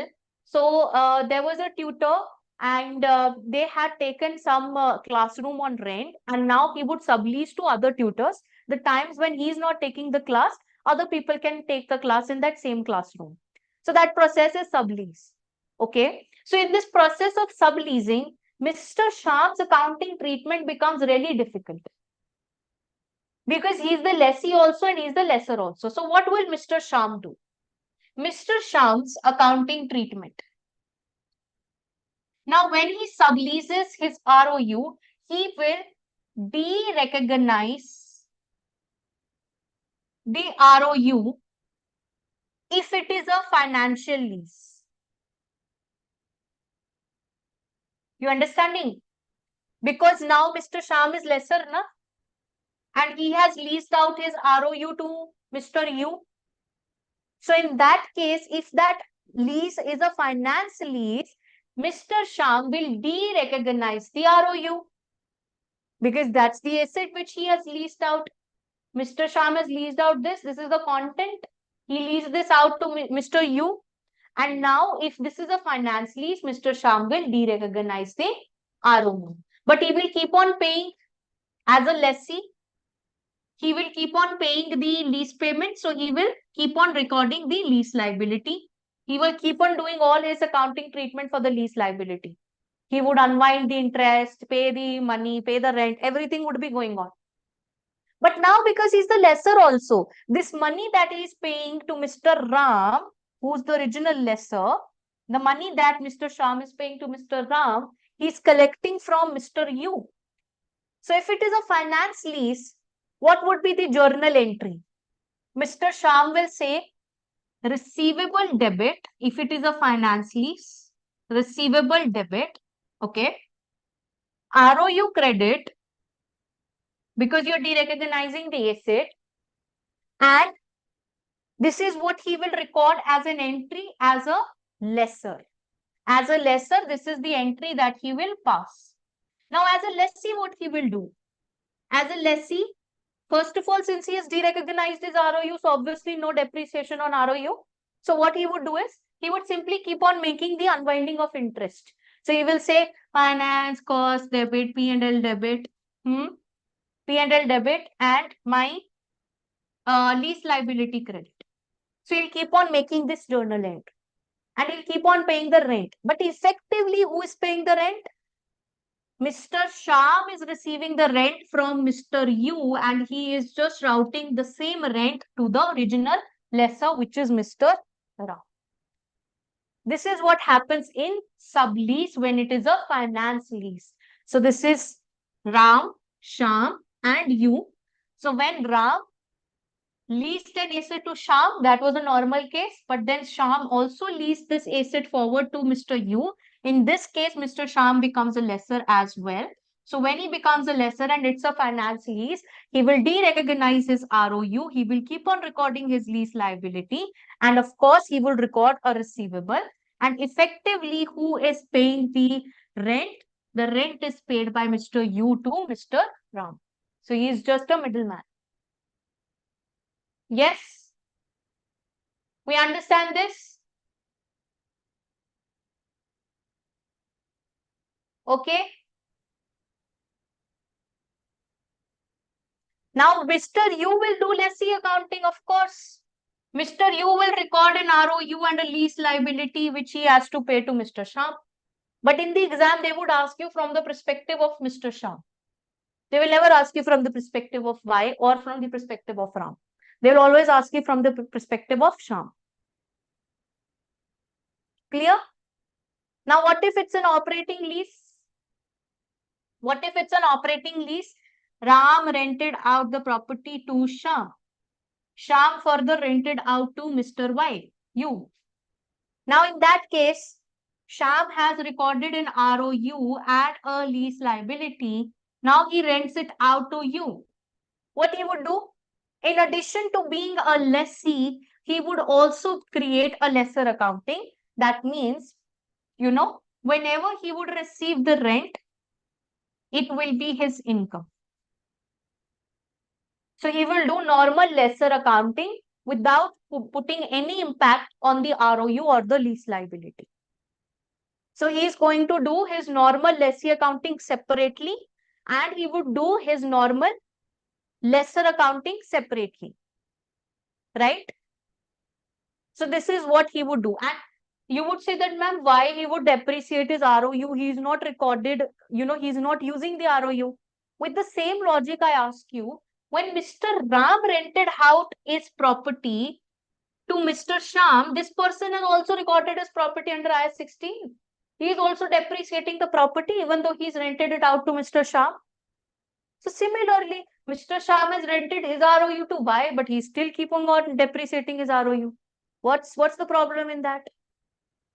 Make sense? Yes. So he would keep on separately doing lessee accounting because it's just like your mom is your friend also. She's your guide also. She's your teacher also. Okay. Sometimes she scolds you also. So she's playing different roles. So here Mr. Sham is also playing different roles. At one point, he's lessee. He's lessee to Mr. Ram and he's a lessor to Mr. Y. So what's the problem in playing two roles? There's no problem. Are we all clear on this? Yes, this is what you have to understand and remember from this sublease part. Very small, cute concept. Don't get confused. And you can try if you want. There's a part of traveler company question, the new question which is there. You can try that part where they have this concept of sublease. Even though if you have understood what I said, you can manage any question on sublease and get your full score. Awesome. Okay. Now let's go to next standard, that is IS 19. Employee benefits. Okay. So in this, I talk about my defined benefit scheme.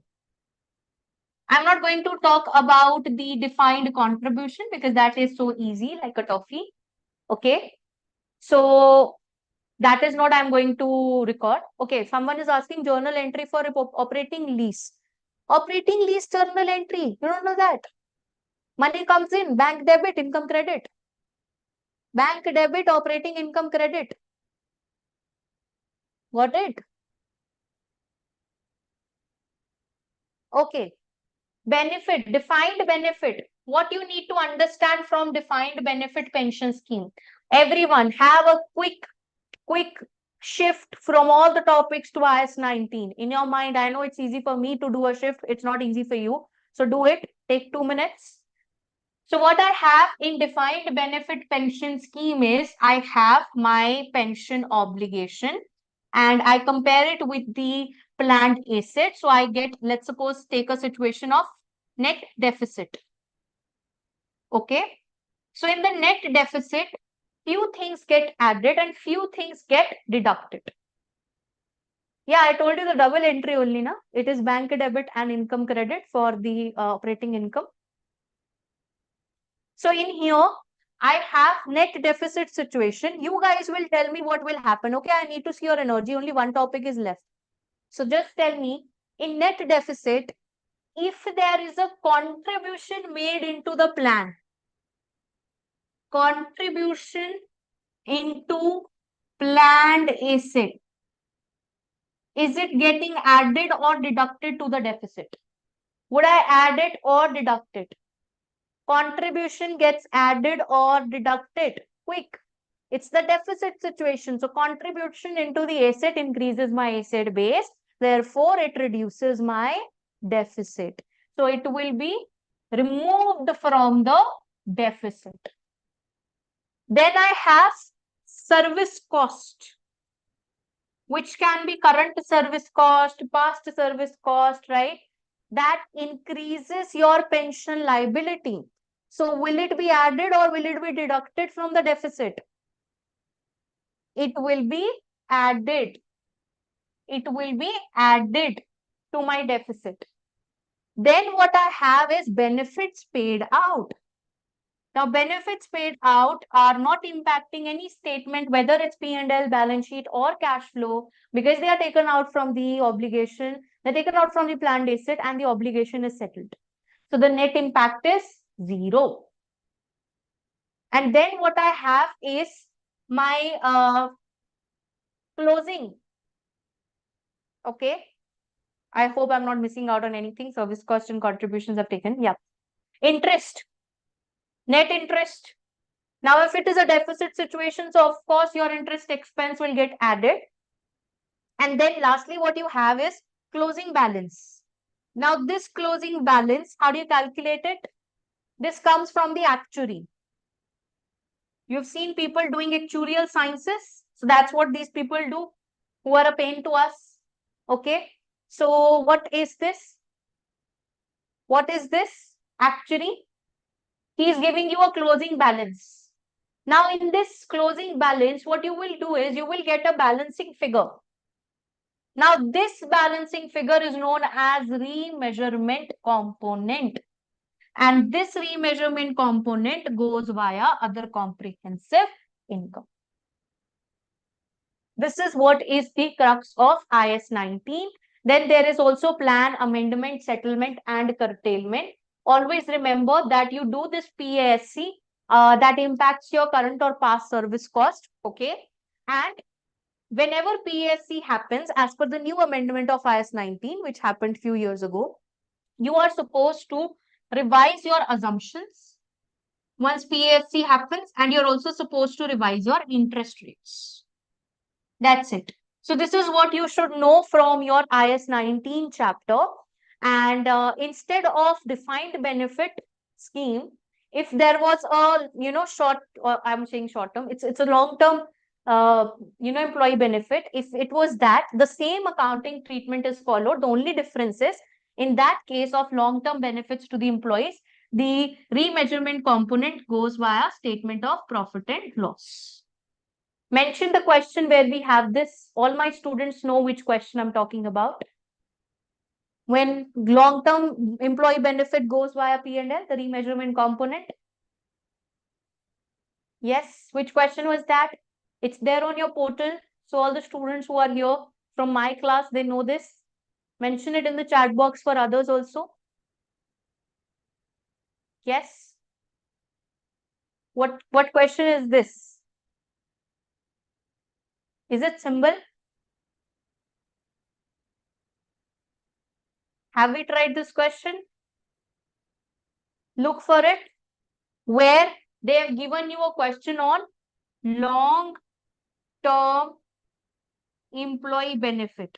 So long-term employee benefit, you have same accounting treatment, copy paste of defined benefit scheme, but the only difference is that the gain or loss goes via P&L. Otherwise, here it is going via OCI. So this is something that you have to memorize. Okay. Now, next, IFRS 2. IFRS 2. share-based payment. There are two kinds. There are two kinds of, yes, it was symbol company question only. There are two kinds of share-based payments. One is equity settled, for which you pass a journal entry as expense debit, equity credit.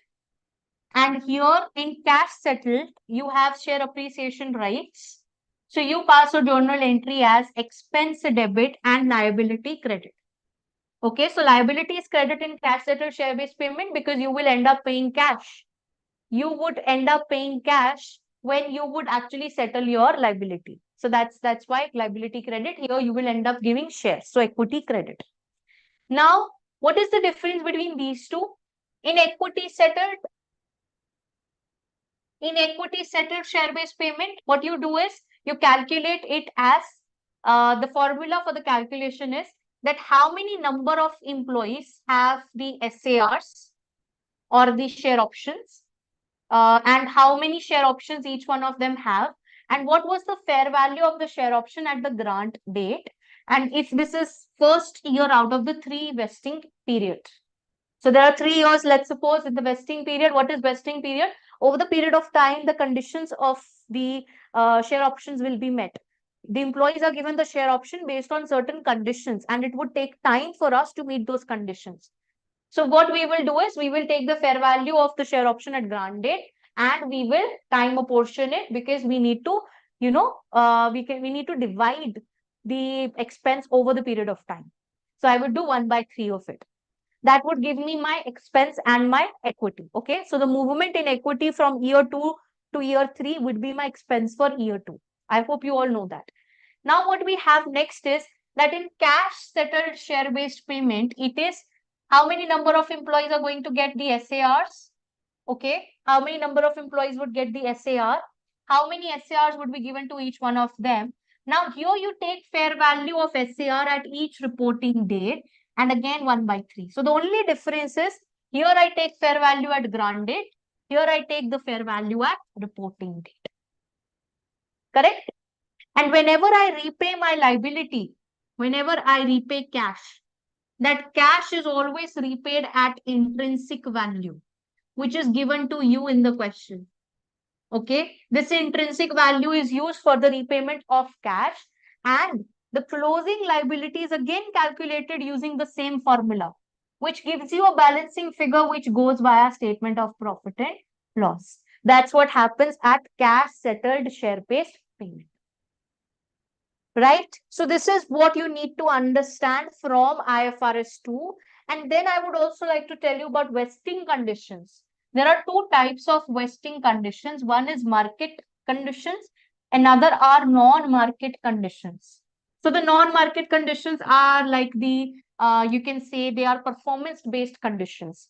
So market conditions are already taken into account in the fair value, whether at grant date or reporting date. They're already taken into account. So you don't calculate or you don't take them into account while calculating how many people would get the share options or the SARs. But while you assess the non-market conditions, you actually see like how many people will meet these non-market performance conditions to calculate the number of employees. So to calculate this number of employees here, we need to see or estimate as per the case study that how many of them would actually vest. So for that, what you do is in the year 1, let's suppose there were 3 vesting periods. So in the year 1, you will take how many people actually left the company at the reporting date and how many are estimated to leave in the next 2 years. Okay. So I'm talking about my estimate at the reporting date. Same for year 2, I will take the actual plus estimate. In year 3, there will be no estimate because there is no year after year 3. So I would take actually at the reporting date, how many people left, right? So this is what I have to do for my IFRS 2, right? Okay. Very good. So this is what I have to do for my IFRS 2. And that basically is what I wanted to teach you from IS 19 and IFRS 2. Are we all clear on it? Okay, someone is saying asset ceiling from IS 19. Sure. So IS 19 employee benefits concept of asset ceiling. So what is asset ceiling? They say when you have reported a surplus. Now, being a prudent person is they don't want to show their gains. Okay. So if you've recorded a surplus, they say cap your surplus. Don't show people how good you are or how much you are earning, right? So don't actually get people put evil eye on you. So what is your surplus? The surplus is either you would get the refunds. Surplus means that your planned asset is greater than the pension obligation, correct? That is when you have a surplus. So in future, what you would have is either you will get refunds, okay, in future because your asset was greater. So your investment comes back to you. That is a refund. And second is future reduction in contribution. So now see, if you already have a surplus situation, you would not contribute further to your, planned asset because you've already met your planned asset, isn't it? So when your planned asset is greater than the pension obligation, you've already met your asset requirement. So you will not further contribute into it. You're contributing into the planned asset just to meet your obligation, and that asset has already exceeded the obligation. Now I will not put any further contribution. And in fact, I would also receive refunds from it. So asset ceiling says that you need to cap your surplus as to how much benefit you're going to get from the planned assets in form of future refunds or reduction in contribution. So let's suppose this is I would receive future refunds and reduction in future contribution of 1500. And the surplus that I've reported in my SFP is of 2000. Now that is wrong now. In future, I will just get this much benefit, but I have recorded it at 2000. That is me being flexing my surplus. So what I need to do is I need to cap it. I will bring this 2000 down to 1500, which is a loss of 500, which is part of OCI remeasurement component. That's what the concept of asset ceiling says. Are we clear now? This is the ceiling adjustment that you would do. Right? So I hope we all are clear on the concept. We did the NCA portion, IS 16, IS 38, IS 40, IS 23, IS 36, and even IFRS 5. That was a major part. Second, we did IFRS 16 and IFRS 15 and IFRS 9 in detail. Then thirdly, we did the group accounts, basic and advanced. Okay. And then we also did the IS 19, IFRS 2, and your sublease topic. So what I want you to do is revise the other standards like IS 37, provisions, when you create a provision, when you disclose a contingent liability, and when you create a contingent asset. If you know it, no need to revise. IS 10, events after reporting period, difference between adjusting and non-adjusting event. IS 8, I'll just quickly in 2 minutes revise that with you. In IS 8, it's simple. If the event, which happens is after, like it's a prior period error. So you make a retrospective adjustment. If it is a change in accounting policy, retrospective adjustment. If it is a change in accounting estimate, prospective adjustment. Then you have your IFRS 11, joint venture. What is there in IFRS 11, joint venture? You have two things. One is you should have joint control. Okay, two or more people should control that entity. There should be unanimous consent. That means we should all agree to one decision and then move forward. No majority decisions, unanimous consent. And there should be a separate legal entity.